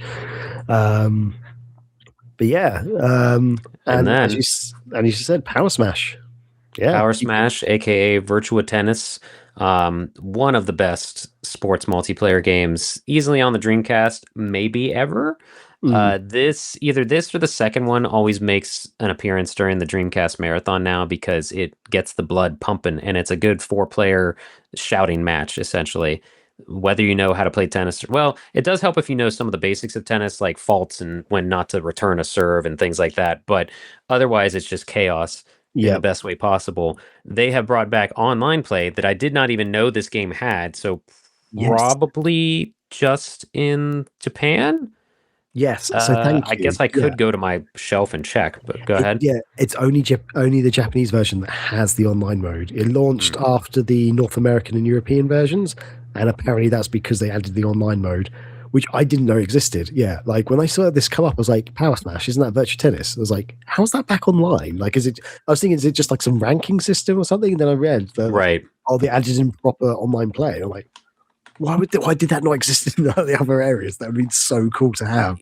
Yeah, that was the cop out for when games would say they have online compatibility. It would just be leaderboards. Like I think Choo Choo Rocket had online play. That was the first one in America that had online, like active multiplayer. But I think like Jet Set Radio was one of those where it's like an online compatibility. That just meant leaderboards, but you could share your graffiti. So this is really cool because it is supports 2-player online, or and well, you can have, like we're seeing here, just one-on-one, but you can also have doubles matches. So 2 players per Dreamcast, and then playing online against 2 other people, which is really also kind of crazy to think about. But yeah, that's the Dreamcast online community, baby. Yeah, they are doing such good work. I love what they do. Yeah, it's really cool. So yeah, if you need more information, check out dreamcastlive.net. That's the website to go to where all this magical stuff happens. But yeah, and I guess that does it for the news, doesn't it? So it does. With that, buddy, let's go into our feature discussion.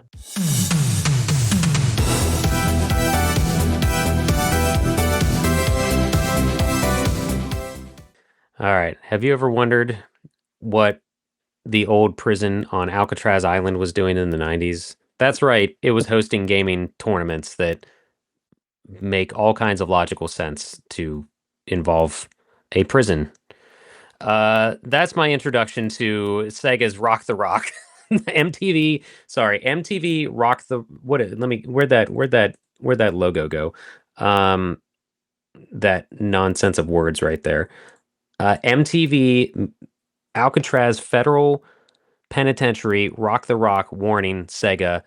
That's everything that's on my screen right now and is now on the screen for everyone to see. Look at all those fonts and words and logos and endorsements. So why did this happen for the game that I didn't play in this, but I've got the poster on my wall behind me? Guys, this was the 90s, and this is the most 90s thing you'll ever see from this company, or ever have seen, possibly, maybe, yeah, at least in America, because we have no shame.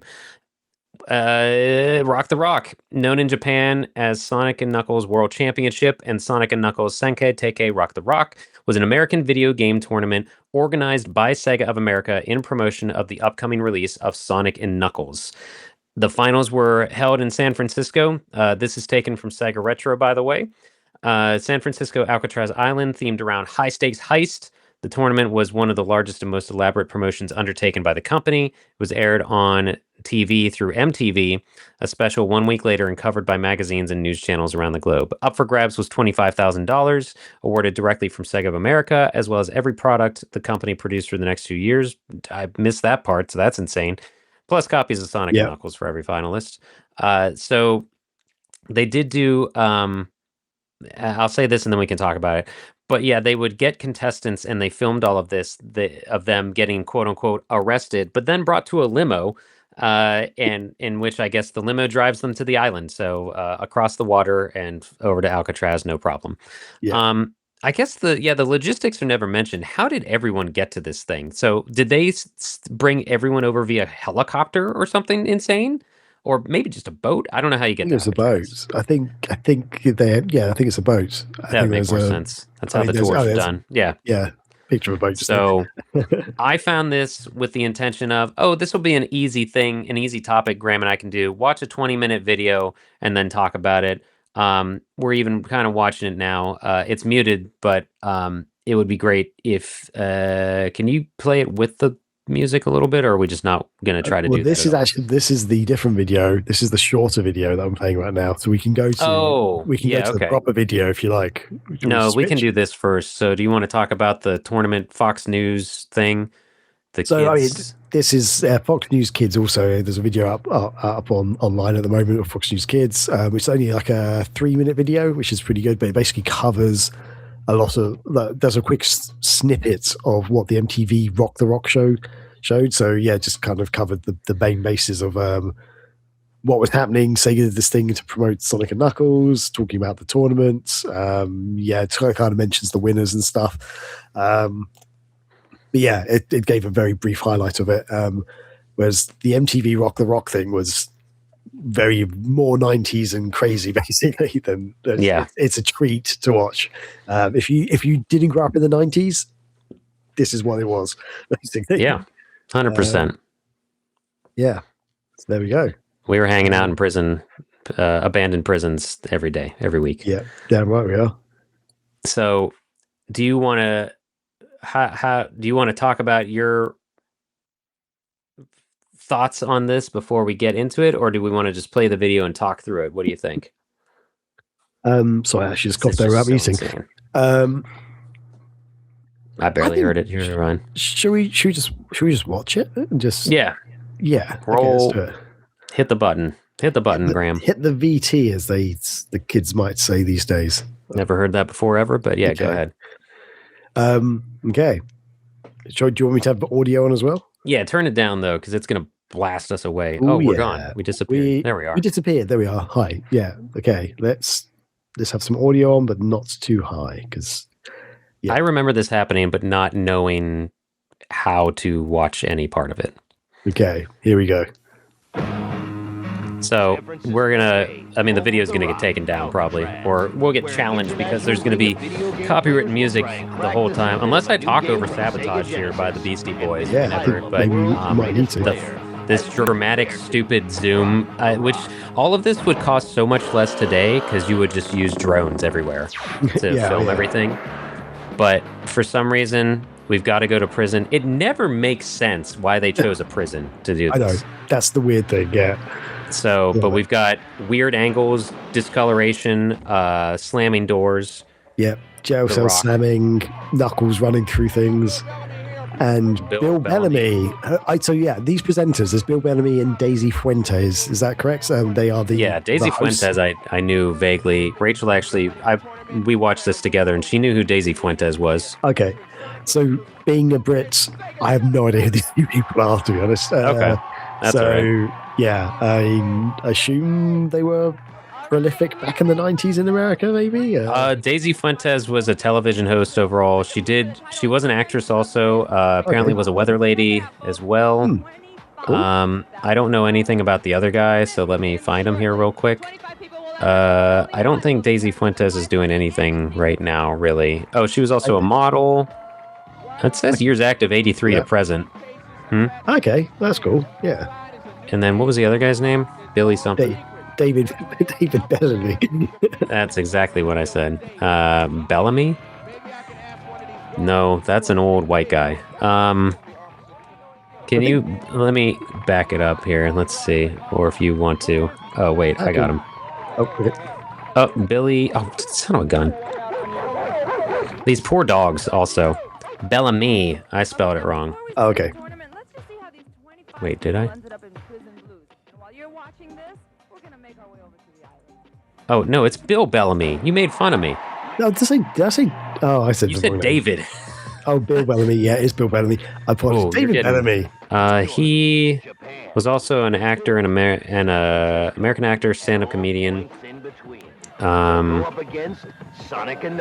he got notoriety on Russell Simmons' Def Comedy Jam on HBO. So that's interesting. And apparently he coined the phrase booty call. So this is the booty call guy. Great. There's Chris Tang. Oh, yeah. He's done a lot of stuff, actually. But yeah, we'll go into a bit about that later, I guess, Chris Tang. Yeah, it's just like sideways angles and showing the game. Final stage, we got to zoom in on these PO'd people. Yeah. Also, I don't know if we mentioned it, but basically... before they got taken to Alcatraz, they had little tournaments set up at different hard rock cafes in America, and also some Joyopolis, I think, in Japan, and they also they did some stuff abroad in Japan, and I think they had they mentioned people from Germany and Brazil as well, so I guess it was done in other restaurants or restaurants or Right. whatever around the world. Yeah, and then they sort of showing them like being put in prison uniforms and then being escorted to a limo with security and stuff. Pretty great. Yeah, it's all an insane show and publicity stunt. Yeah, and then to the airport. There was it 50 winners from like Hard Rock Cafe like tournament things, but then there's also 5 people who did a call-in or something. Maybe probably like no purchase necessary, all that nonsense. Yeah, you know, with 5 more selected randomly from a 1-800 telephone number. Yeah, okay, there we go. It's just the biggest example of like we need hosts that know how to talk to people, whether they know video games or not. But also, video games were not cool yet, you know. Yeah, because that's the thing that back then, even though video games were becoming more prevalent, you know, Mario and Sonic, you know, the console wars, and you know, they were big things. Like TV presenters, it wasn't really. Yeah, you didn't really have like people who could talk about. Oh wait, is this the kid who says he's there to talk to her? Oh no, this is him. Listen to him. The coolest thing about being on MTV is right now, being next to you. Oh my God, I think I'm blushing. Yeah, calm down. Keep it in your pants. So that's so funny. Yeah, this poor child flirting with the MTV host on national or Universal TV or whatever. Yep. Universal, streamed across the galaxy.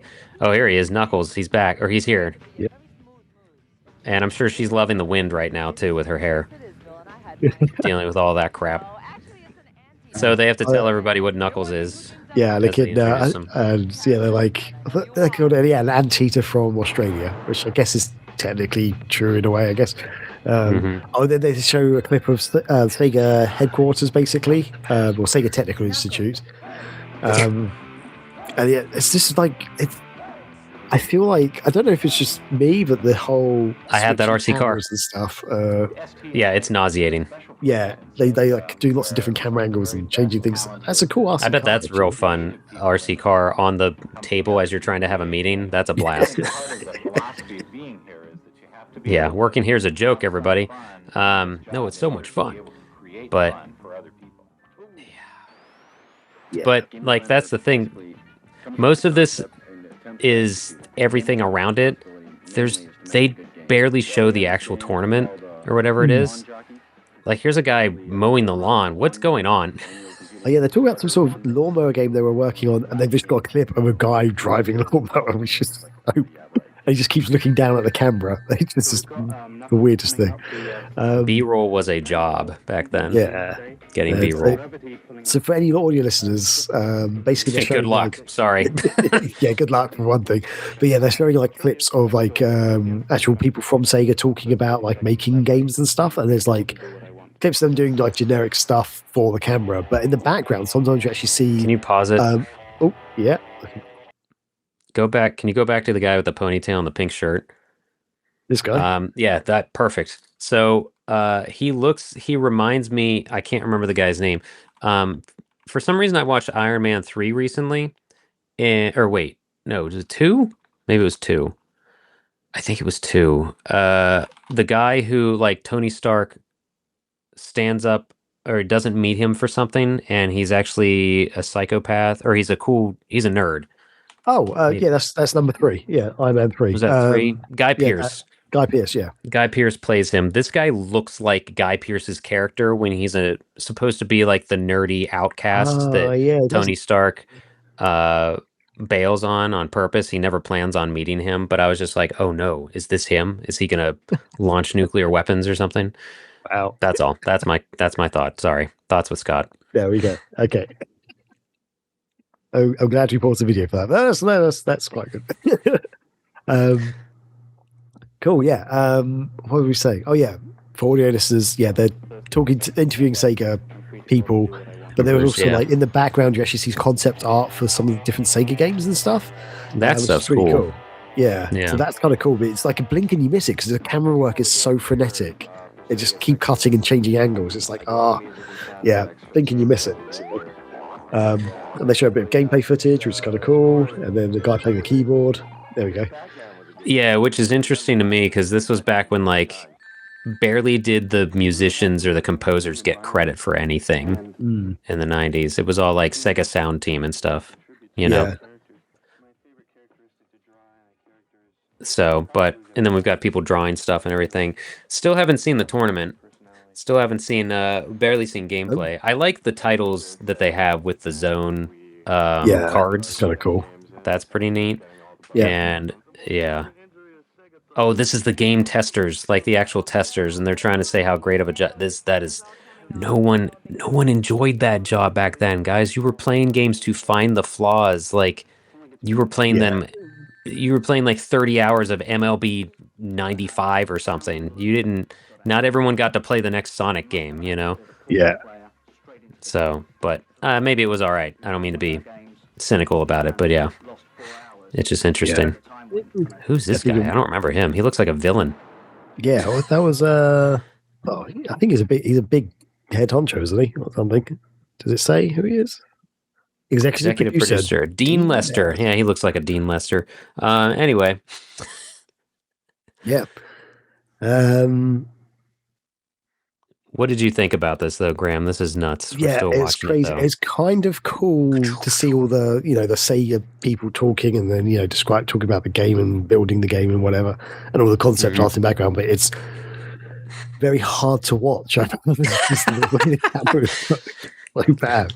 Oh man, yeah, it's like so in your face. But was this Sega marketing doing that, or was it MTV's? Whoa, cool, crazy stuff. I think it was mainly Sega. Can we blame Tom Kaczynski again or whatever? Kalinski? That's the wrong last name. Very wrong last name. David Bellamy. Sorry, Tom. I actually just remembered who David Bellamy is. I think he used to be a British wildlife person, on TV, back in the 90s and 80s. All right. So that's why that was in my head. So Bill Bellamy is who we're talking about here. Brilliant. There you go. I say now we're kind of getting more to the tournament, but they're basically leading the people to Alcatraz in their jumpsuits, and they've all got briefcases with chained to their wrists, basically. And inside those briefcases is a copy of Sonic and Knuckles, which they all get to keep. So everybody who got to the final got to keep an early version of the game because it hadn't actually been launched yet. That's the thing. Right. This game was not being launched. This was a whole marketing thing before the game's launched. So these people were pretty lucky. They all got to play this game before it came out. Yeah, that is crazy. Especially back then. Yeah, that's the beta version, beta testers, if you will.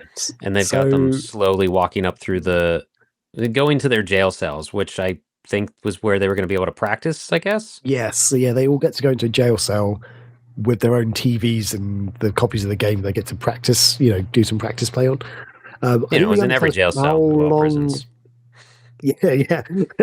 I don't think they really explained how long they got to practice for. Or oh no, there's very little hard information throughout this thing, except for the dude that was a prisoner. Eventually, we get to see the interview of. Yeah, which I always thought was kind of interesting. We'll talk about this in a bit when it comes up, I guess. Yeah, they. All them locking their cells, they're all locked in, and they've got these guards who I believe, from what I can tell from the credits, they did actually hire some proper National Guards or something for part of this. But I don't know if these are actually the people who are talking to them and stuff, saying, get in your cell and whatever. Oh, yeah, I don't know. Maybe.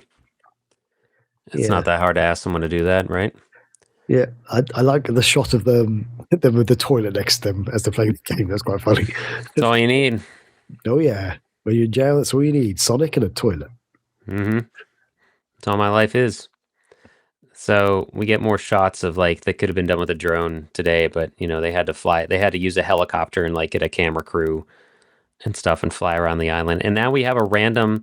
This is when Rachel and I were watching this. I was like, oh, they had to stretch all of this out because they didn't know how to properly cover a tournament, because they have this dude, this older gentleman in a blazer, blue jeans, and a t-shirt with a wolf on it, and he's got a ponytail, glasses on, and facial hair. What'd you say? Leon Thompson is his name. With the nickname Whitey, so that's fun. a good old Bill Bellamy interviewing a guy by the nickname of Whitey walking around a prison. And he's telling us this is actually a pretty interesting not commentary, but his interview and stuff. He's just talking about we can't hear right now because it's muted, but please check out the video. Yeah. Just talking about like being in Alcatraz, which is not an active prison anymore, unless I'm super mistaken, but I'm pretty sure it's not. I believe your current president wants to make it active again, but it's going to cost perfect. It's going to cost millions to get it up to scratch or something. So yeah, anyway. But yeah, no, so he's talking about what it was like being there and stuff, and yeah, it's kind of wild that they actually kind of had this guy there and showing them his cell and stuff like that. Yeah, they're talking about the escape as well, the actual the escape that actually happened. Yeah, and a bit about the Clint Eastwood movie, The Escape from Alcatraz, which is awesome. Yeah, he asks like how accurate it was and whatever, and he floats around the answer. I remember he says, I don't know, he says something about Hollywood. I forget. It's Hollywood magic or whatever. Yeah. So 1963 was when the prison closed, though. Wow, it's been a while. So been a while. Yeah. And that's interesting. But yeah, it's just like this is like a third of the whole video, this interview with this prisoner. Yeah. And then we got to get back with the cool transitions of the jail cell door. Yeah. They're practicing. Still They're getting ready. So I guess overall it was determined by most rings or something at the end, I think.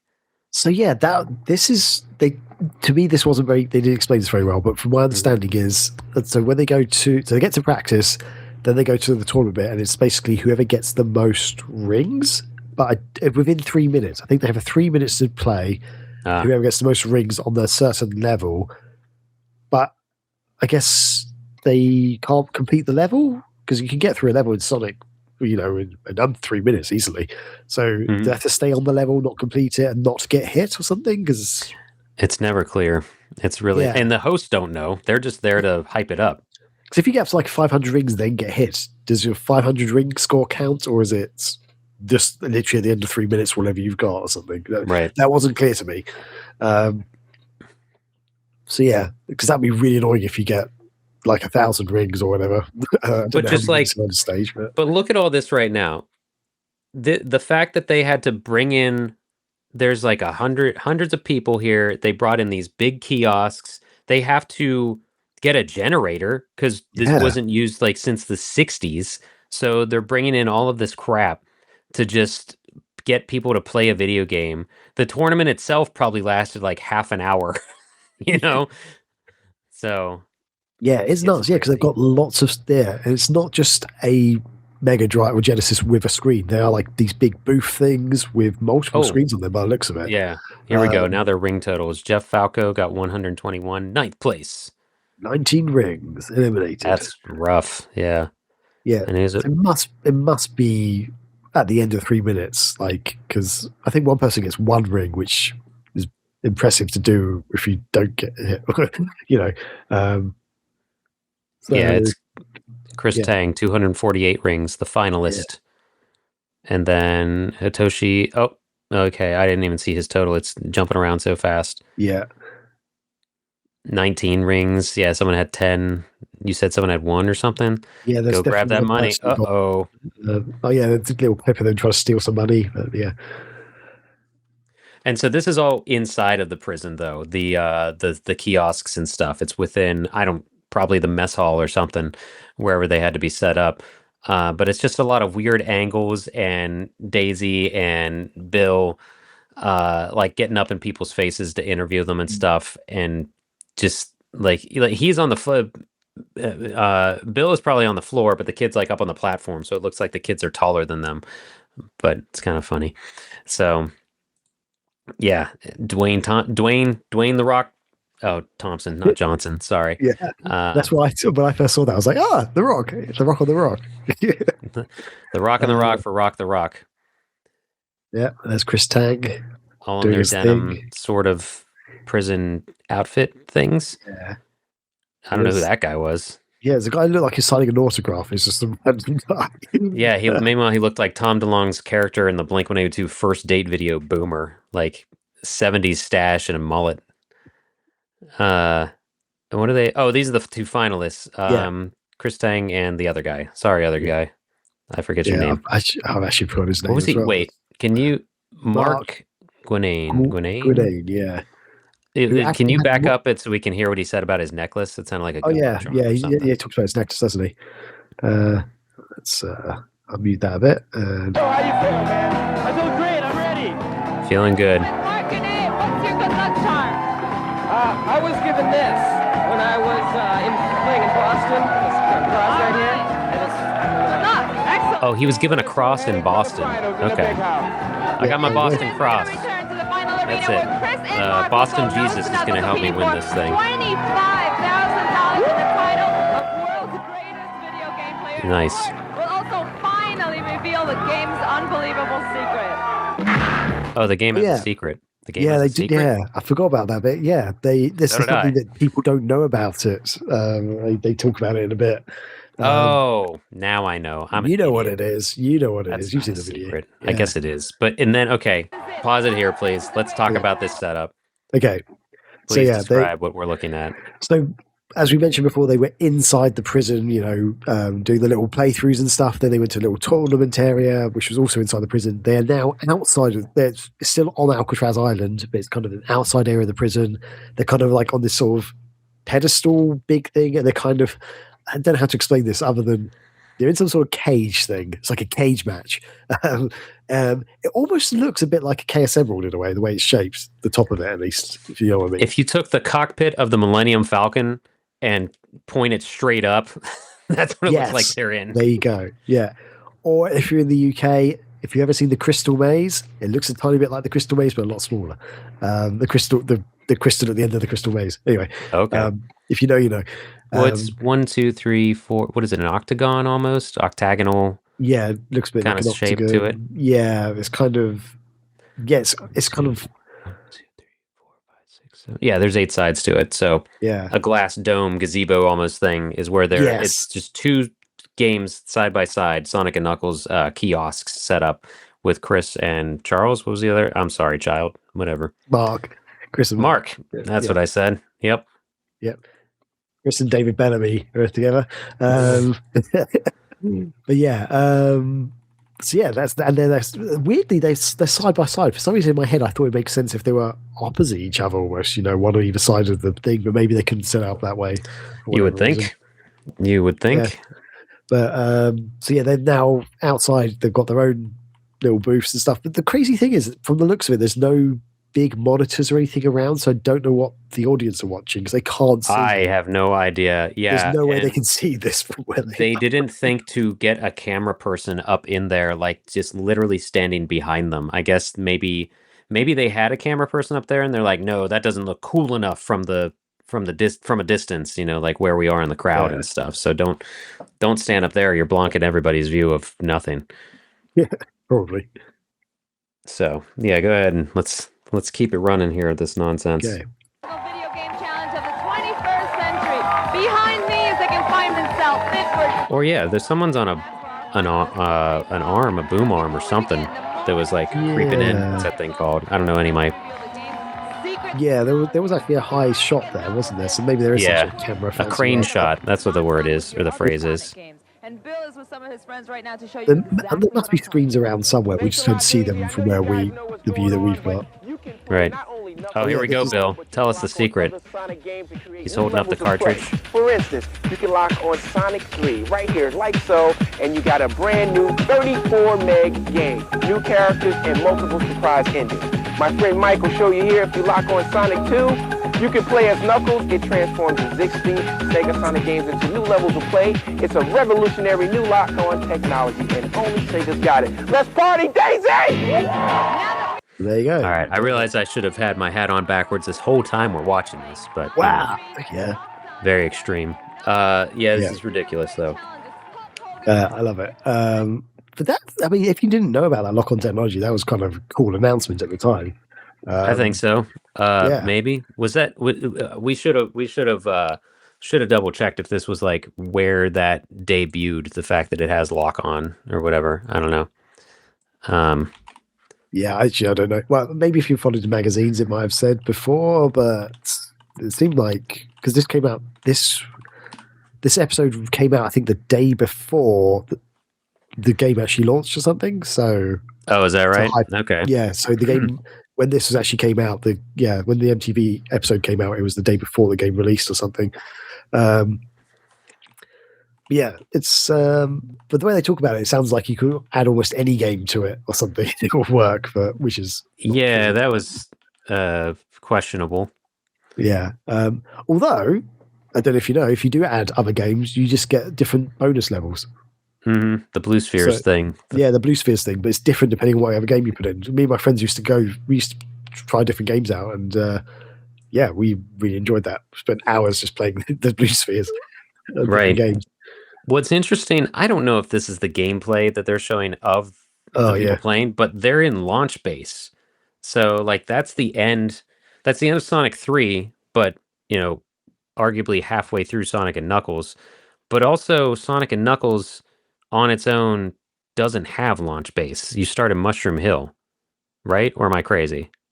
So you start Mushroom Hill, which is actually what the first round of the tournament was. They had to play through Mushroom Hill Act 1 for 3 minutes and get the most rings to get through to the final. And so the very final, they are in, supposedly it's actually launch based zone Act 1, which they have to, again, try and get as many rings in as possible. So how they must have had like a level select or something so they could just play that level, surely. If it's like some special sort of setup version of the game, maybe. Right. Because I was wondering that. Yeah, Mushroom Hill, Flying Battery, Sandopolis, Lava Wreath, Hidden Palace, Sky Sanctuary, Death Egg, and then Doomsday Zone, if you have everything. Because I just realized that in real time now. Yeah, launch base is not in Sonic and Knuckles. But Chris Tang wins. We're watching that now. I don't remember what his score was or anything. Sorry, just to check, launch base is in Sonic 3 and Knuckles in the lock-on, yes? Right, yeah. But I thought all of this was them playing just Sonic and Knuckles. So yeah, I think that's why they start talking about the lock-on technology, because they're like, by the way, this is what's happening. We're locking on Sonic 3, and now we've got a different game. Okay. But they don't really explain that. One time before now, because I watched it once. I'm like, this is so insane. I love it. I was like, but I don't want to overwatch before we comment on it, since I knew we were going to watch it now. So if that's what you said, then I believe you, since I only watched it once before now. And they didn't really explain that that's what they're doing, but I believe that's why they said that at that point, because they must have had to lock on Sonic 3 and Knuckles. I think that's my understanding. That makes sense. Yeah.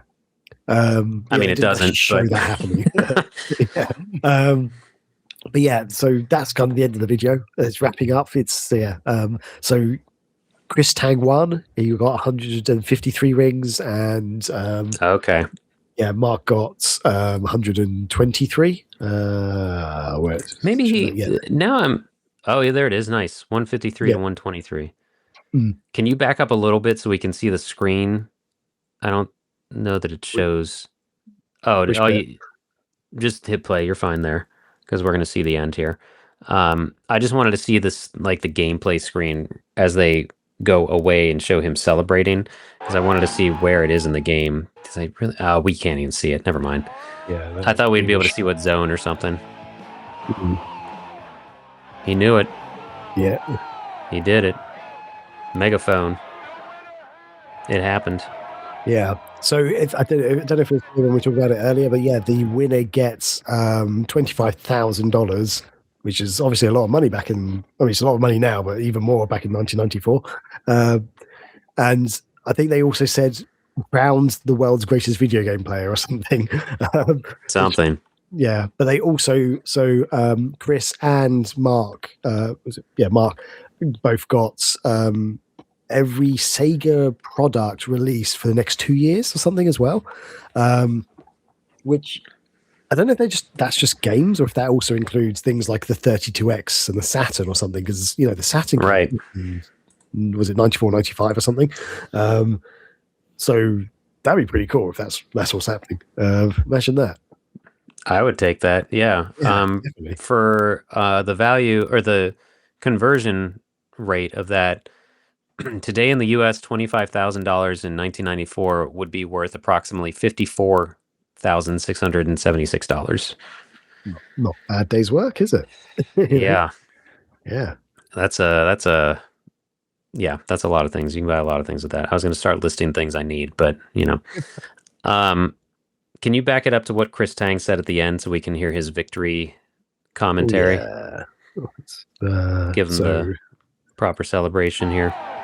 He just climbs out of the thing, which I guess there's only glass like on one side of the top half of that, because he just like his dome, his cage, his tournament cage rolls down to grab the money.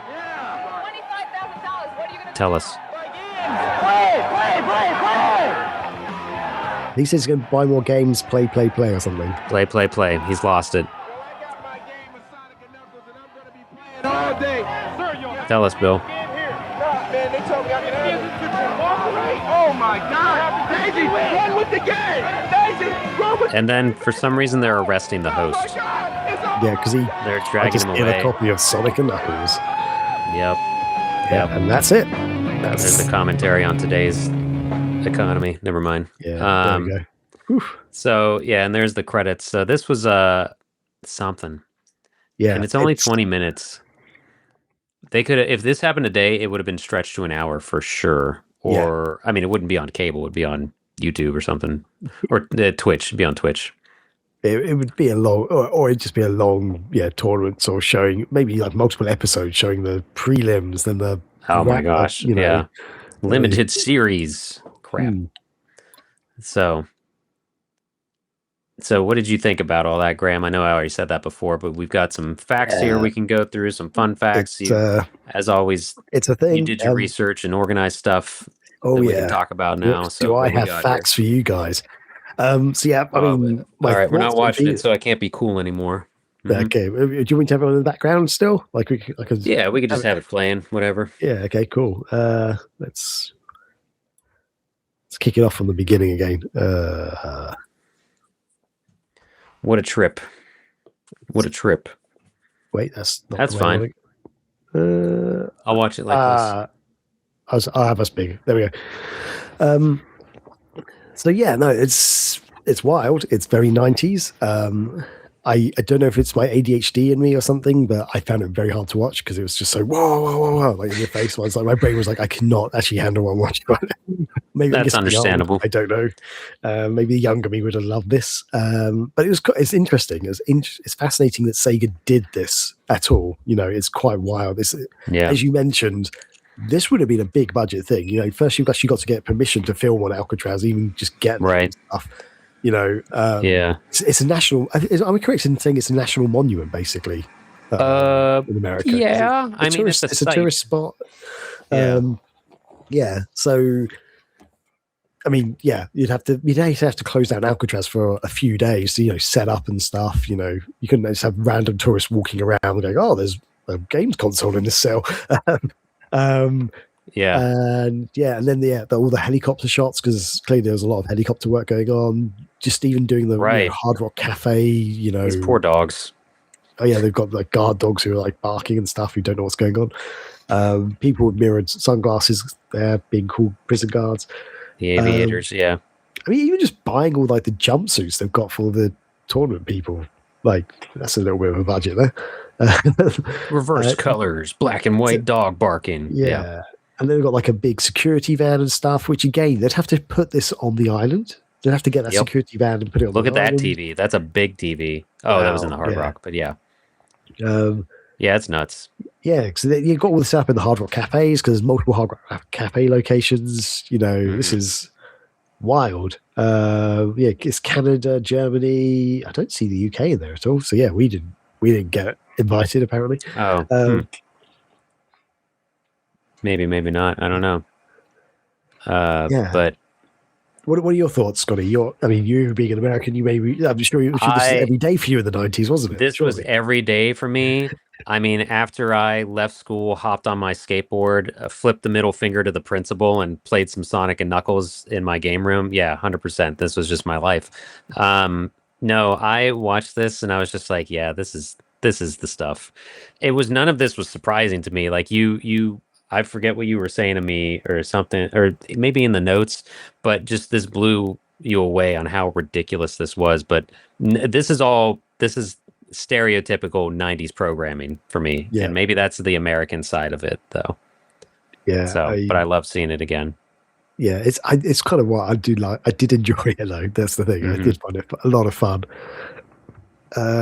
It's just stuff like this doesn't happen because it doesn't need to happen. Like, at one point the newest Call of Duty game would fly people out via helicopter to like a Air Force base or something, I think there was one event where it literally flew people to a battleship.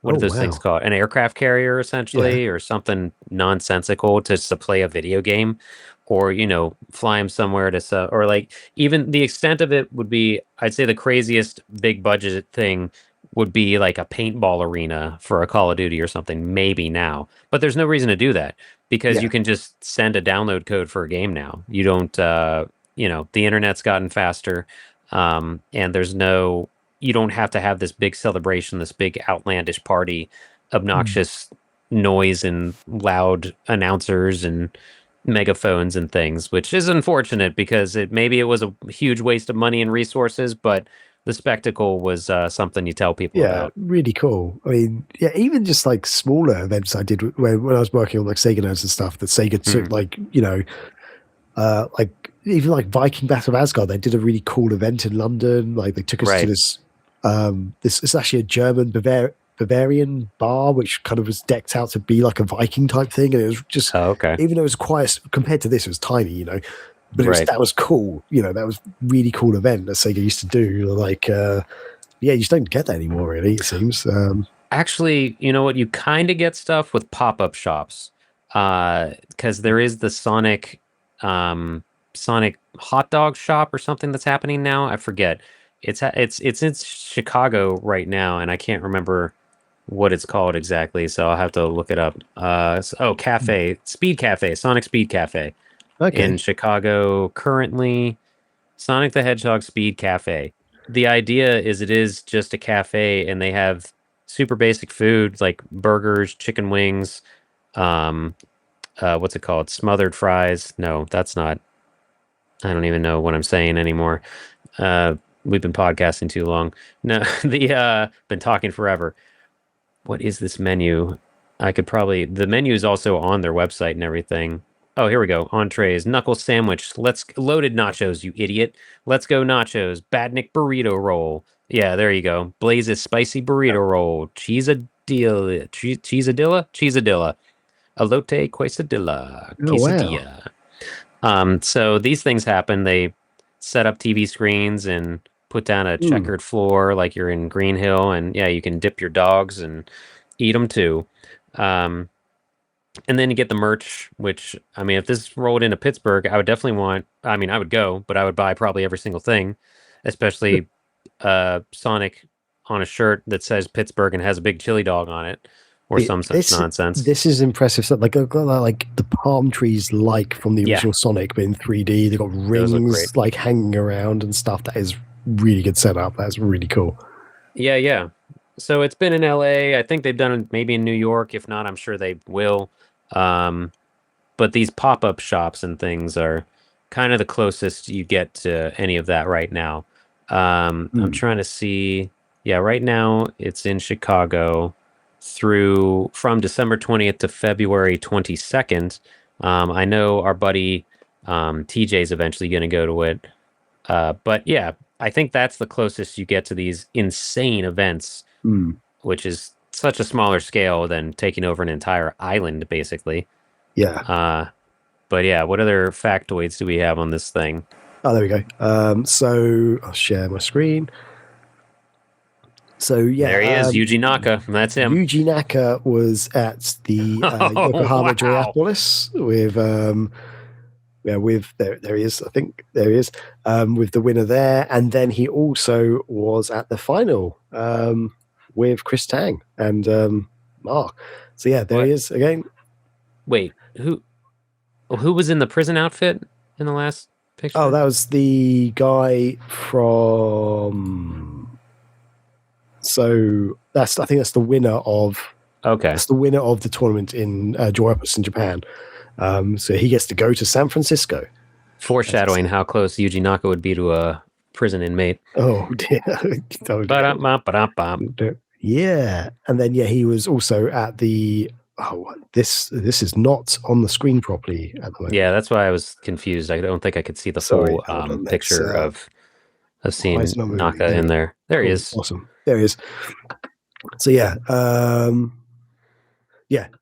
he's on the screen, and so he's to the left of Chris at the moment. And he's just I signed off on this. What am I doing? Yeah. So Yuji Naka, inventor of Sonic, basically was in Japan at the tournament and also in San Francisco. There you go. Yeah, awesome. And Daisy Fuentes, you know her, you love her, but do you know what some people know her from? That's right. Oh yeah, Daisy Fuentes Pilates. So some people probably have heard of her. On the Wii, she released a Pilates video game, which was also produced by Sega, published by Sega. Forgot about that. There you go. She has another link with Sega, which is good for her. Yeah, go pick it up now at your local GameStop. I mean, I've never heard of this, to be honest, but I remember seeing that thing on the shelves because I have a weird feeling it might have only been in America. This game, probably, but hey, complete inbox $5.93. If you need to collect everything, $5.93. Oh, okay, there we go. You can own Daisy Fuentes for $5. There you go. Now. You can. Sorry. If you'd like a piece of history, basically the closest you'll ever get to the host of Rock the Rock, one of the hosts. But there's more information on Sega Retro if you are interested in finding more about that game. But if not, don't worry. So what about Chris Tang? He did some stuff. Chris Tang's done lots of things. So, I looked up a little bit more about Chris Tang, who's the winner. Again, he's the winner of the tournament. So he was not, at this point in time, he was not new to winning gaming awards. He won the Nintendo World Championship in Hawaii, and then he became the 1990 Los Angeles champion. And he is a big fan of Tetris, and since 2010, he has been the host / voice of the Tetris World Championships. I knew who Chris Tang was actually from watching Happy Console Gamer videos. Okay. Yeah, I'm a big fan of Happy Console Gamer, and he's basically friends with Chris Tang. Like they met through a convention and then got kind of closer as friends and everything. But so he's been on there and he's talked about his stuff here and there. He freaking very interesting life. But he's not, and it's fun to hear. He doesn't sound like he has an ego from winning. He just knows what he's done, if that makes sense. Yeah. Okay. That's cool. Yeah. So that's, I knew of him through that. And then in a roundabout way, when I was like looking this up, I was like, oh yeah, I've definitely seen his face before, like outside of Happy Console Gamer videos and stuff. So that's what he does though. He's a Sega and a game fan. Yeah, I mean, so the other thing is he has a very interesting life. He's actually worked in the video game industry since he was 14 years old. Yeah, he was definitely younger than he should have been. Yep. So in 1990, at the age of 14, he started his career in video games working at Tengen or Tengen. I don't know how to pronounce that. Yeah. But and then he later moved on to work at Capcom in Japan, and he's credited in working on quite some big games, including a lot of Sega-related ones. So, Ramparts on the Mega Drive, Gauntlet 4, Pocket Fighter on the Saturn, Power Stone on the Dreamcast, Street Fighter Alpha 3 on the Dreamcast, Street Fighter 03 on the Saturn, JoJo's Bizarre Adventure on the Dreamcast, Plasma Sword. Also Dreamcast, Street Fighter 3 Double Impact on Dreamcast, Power Stone 2, Street Fighter 3 Third Strike, and Dino Crisis on the Dreamcast as well. So yeah, he's he's credited in some shape or form. Some of them are special thanks and stuff, but he's credited on quite a few games. I believe he owns his own game studio now or something, like a small thing. I'm not sure. I could don't be know wrong that with much, I guess. Maybe I could be wrong with that. But I don't think he works at Capcom anymore, basically. And so in 2017 he was inducted into the International Video Game Hall of Fame. There you go. Related to this as well, this video we're watching, in August 2020, Chris Tang was featured on Netflix's limited series High Score to talk about the Rock win. And after this, after that Netflix thing aired and stuff, he decided to revisit Sonic and Knuckles to see if he could beat his winning score. So he set up like the same, I guess, settings as it were. And with Sega Bits, Sega Bits actually interviewed him, and he gave them exclusive rights or something to their video. So if you check out Sega Bits' YouTube channel, you'll be able to find this. But basically, he published his gameplay footage on Sega Bits' YouTube channel, and it shows the original run of Chris collecting 153 rings in 3 minutes, and then his new run, he beat it. He got 274 rings. Dang. He didn't use emulators or anything. He used the original, hardware and setup, and he tried to make it as like it was in the original tournament. I guess it might have been less pressure because he's not camera crews and Daisy Fuentes and Bill Bellamy and whatever. But yeah, that's really cool. So yeah, you can check out the video there. I'm now very curious if I was correct about Chris Tang, owning his own game studio now. Maybe I've got that completely wrong. That I don't know. We could try to find it though. Yeah, let's see. Hopefully I don't go robotic. That is not the right Chris Tang. Who's this guy? It's police officer or something I've just come up with. What? Chris Tang, Rock the Rock. Let's do that. So hit Sparks Games. This is what he links to on his X account. So yeah, I don't know if it's actually making games at the moment, but Strike Blazinger is a game it's talking about. There we go. Anyway, that's Chris Tang. There we go. That's all you need to know. Yeah, credited on 19 games, 57 companies, according to Moby Games. Wow. So, but I mean, that's special thanks and stuff, so I don't know. Maybe we'll do more research next time. Maybe not. If we had been prepared, we could have done better. Yeah. So that was the 90s. Yeah, that was the 90s. And what do you think of them using Sonic and Knuckles as a competition type game? Like, do you think that makes sense? Like, does it work? Nope. Doesn't make any sense because there's no 2-player in it. Like you could have. There's 2-player in Sonic 3. Oh, is there 2-player in Sonic and Knuckles? I can't remember now. Like there's multiplayer stuff. So, but they had to use the new hotness, the new Sonic game, and probably also because Sonic 3 had just come out in like the same year, I think, or something, right? So months before. But no, short answer, it does not make sense that they use this. But you can definitely use scores and rings to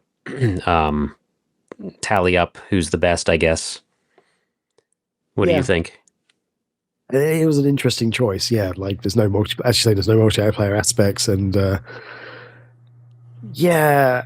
it's kind of cool. I think it's kind of it's Sonic's a big name. Sonic was the big brands. They're fighting Nintendo's dominance, I guess, and this was one to get all the kids, the youth, like revved up for this hot new game, and it's pretty cool. Pretty cool idea. It's just madness, the whole hiding at Alcatraz. Yep. Oh man, such a amount of money spent. Yeah, man. I do wonder if things like this help lead to current esports and stuff, like events like this back in the day, these one-off little things, and it's like, why don't we make this into an actual proper tournament that happens more regularly or something. I guarantee you someone in a conference room somewhere is like, we have to get into esports. Watch this, Oh man. Like that. So, yeah, no, they could have used anything else, but yeah, there's not really, except for like Virtua Fighter, what super competitive games. Well, no, I mean anything in the arcade really. Daytona, you could have done this with other games for the Saturn for sure. Once that's out the next year and everything. But this had to be their flagship franchise. So, right, yeah. And do you reckon something like this could work today? Or do you reckon this should be a time capsule tease, or like if Sega, I don't know, if Sega suddenly decided, hey, we've got a new Sonic game out, let's hire out, I don't know, I was going to say like another national monument. I don't know. I don't know what they'd do it for. I mean, you could do it like Sonic Crossworlds is the last big game they did, unless you count Sonic Rumble. So they could totally do. It's a very confusing collaboration that they've had with McLaren Racing for that game, because it's like, how do I interact with this collab that you have with a racing team? I'm not going to go to a race and like watch more racers because I played Sonic Crossworlds, or like, that's never made sense to me. There are events going on involving the racing team somehow. I still am unclear of how it's working for the public to interact with it. But so like if there was suddenly Sonic Adventure 3, I don't know what they would do unless they had some sort of 2-player battle. There'd have to be some sort of versus thing, but I could totally see it could happen now if they are mimicking this exact thing, because nostalgia is so powerful. They could recreate a thing from the 90s. Like, I think that could get people somewhere. But at the same time, it's like, this will also be streamed on Twitch, Sure. Okay. Yeah, I can kind of, yeah. But I mean, can you imagine like, not even just Sega, like another games company, I don't know, like hiring out the Grand Canyon or something, something wild to like. Maybe like Microsoft would do that because they have no idea what to do with anything anymore. They would blow more money on renting out an entire eighth wonder of the world. Yes. Yeah. And then cancel all their AAA games that are in development to go, we've just spent all our money. We're not even going to release anything now. Yeah. Someone would have to do like, all right, guys, we're going to have a projector. We're going to project Fortnite onto the side of the canyon, something like that. Yeah. I don't know. So I'm sure as soon as we're done recording, I'll think of like, oh yeah, this is an obvious thing for this thing and blah, blah, blah, blah, blah. Minecraft took over Legoland or something, Yeah. I mean, that would actually make sense in a way. Man, don't give them ideas, or maybe do. Maybe that could be cool. I don't know. Maybe. Do you have any ideas that big companies could do? Oh, I have no idea. No, I don't ask me about big ideas. I'm a small ideas guy. More restaurants. Like, it doesn't, like we saw last year that all Sega did for Jet Set Radio's 25th anniversary was open up a weird art exhibit thing with a DJ, and like they sold shoes. Cool, guys. Do you know how to celebrate anything? You have such a legacy with so many different iconic franchises, but instead you do that. Yeah, I guess these days they just don't have the budget for things. Like, yeah, I mean, marketing these days is YouTube and social media. It's you have to hope you put a become trailer viral. out on YouTube and see if Instagram will pick it up or whatever. But like, I didn't know about that thing until I saw the YouTube video for it. If I knew it was going to happen, like back in the day when Sega had a blog or something, maybe I would plan a flight. Like, New York is not an impossible drive for me. I think that's where it was. So that's the thing too, is like, or with these Sonic cafes, speed cafes, like I'm not going to go to Chicago, but there's a chance it might come somewhere closer to Pittsburgh. So I just tell me ahead of time, Sega, I will make a trip to see your insane crap. All right. I mean, do you have anything else to add to this lovely time capsule of it is a time capsule. Madness? They barely showed off the lock-on technology, which should have been like the focus. So maybe that's how they're like, lock on with Rocket the Rock and Sonic and Knuckles. I don't know. The whole Alcatraz thing makes no sense. None of that ties into anything else happening. The only game that could have ever had any relevance was San Francisco Rush the Rock. Yeah. the racing game. I mean, even just the original San Francisco Rush, because the Alcatraz is a bonus level. Yeah, on it. Yep. So it is a time capsule. It's great. Yeah. You know, our podcast is not the ideal to watch it, so please go watch it. We'll link it and stuff in the show notes, I'm sure. But please enjoy. Take 20 minutes out of your day to watch that insanity. Yeah, it's brilliant. But yeah, it's interesting choice. I wish more game companies did this these days, especially Sega. It'd be cool. But no one has unlimited money, I guess, unless you're Apple or Microsoft. But yeah, there we go. Close us out so that I don't keep talking about going to prison to play some video games. Fantastic. Yeah. Well, before we go, just very quickly, any plugs and shout outs you want to do?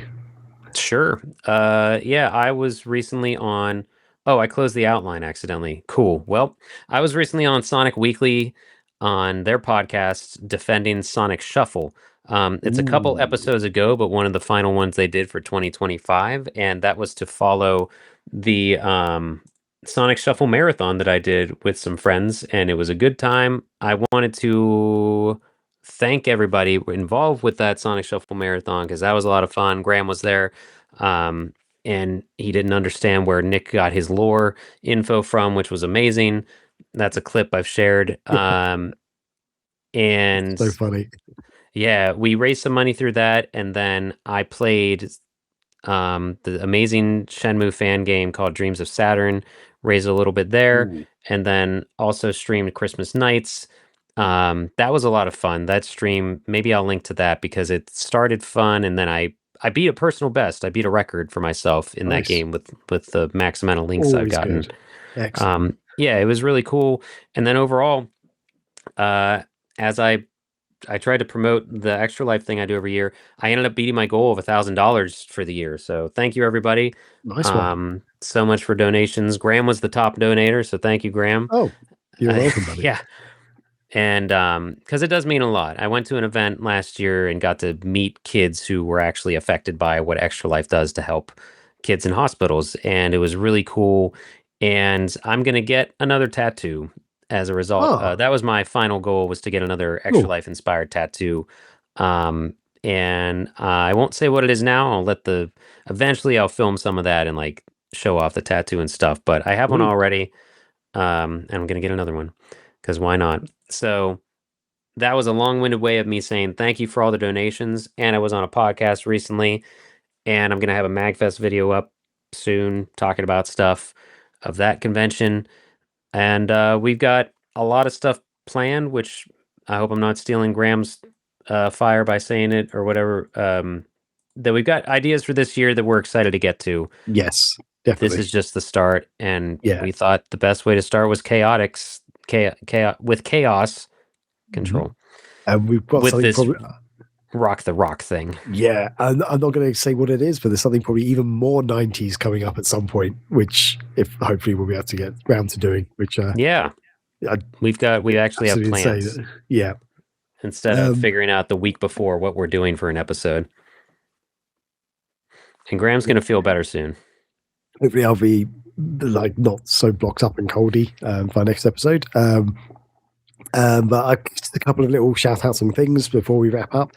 So yeah, please do check out the 12 games of Sega Christmas video we put out. It was a lot of fun actually doing it. You'll find out about some games you probably didn't even think was Christmas related, which I think was pretty cool. And also the Sega guys, shout out to them because I love the stuff they do. They put out a really awesome video recently. It's just like a few days ago, maybe a week ago now, about Sonic R, which is called You're Wrong About Sonic R, because there's a lot of hate for Sonic R these days.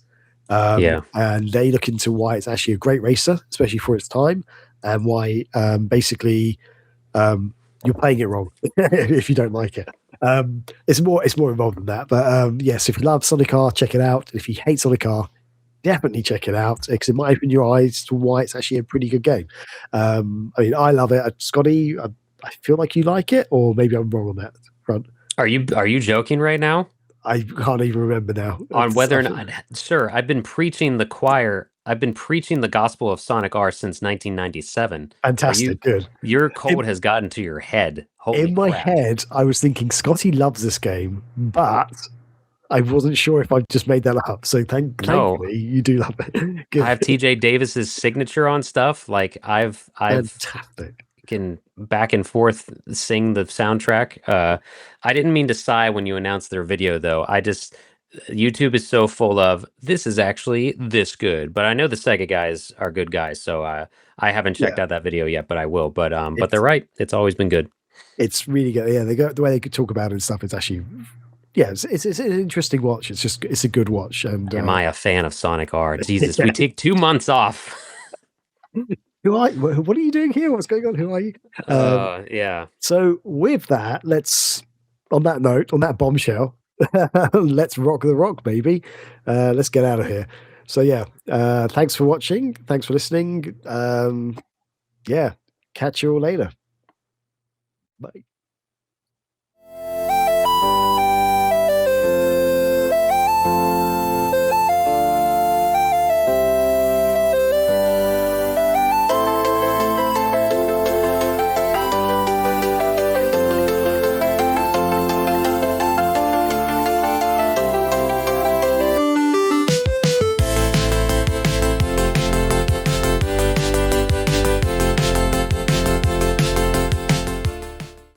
Oh, that's loud. Ba-ba-da. Okay. Ba-da-ba-ba.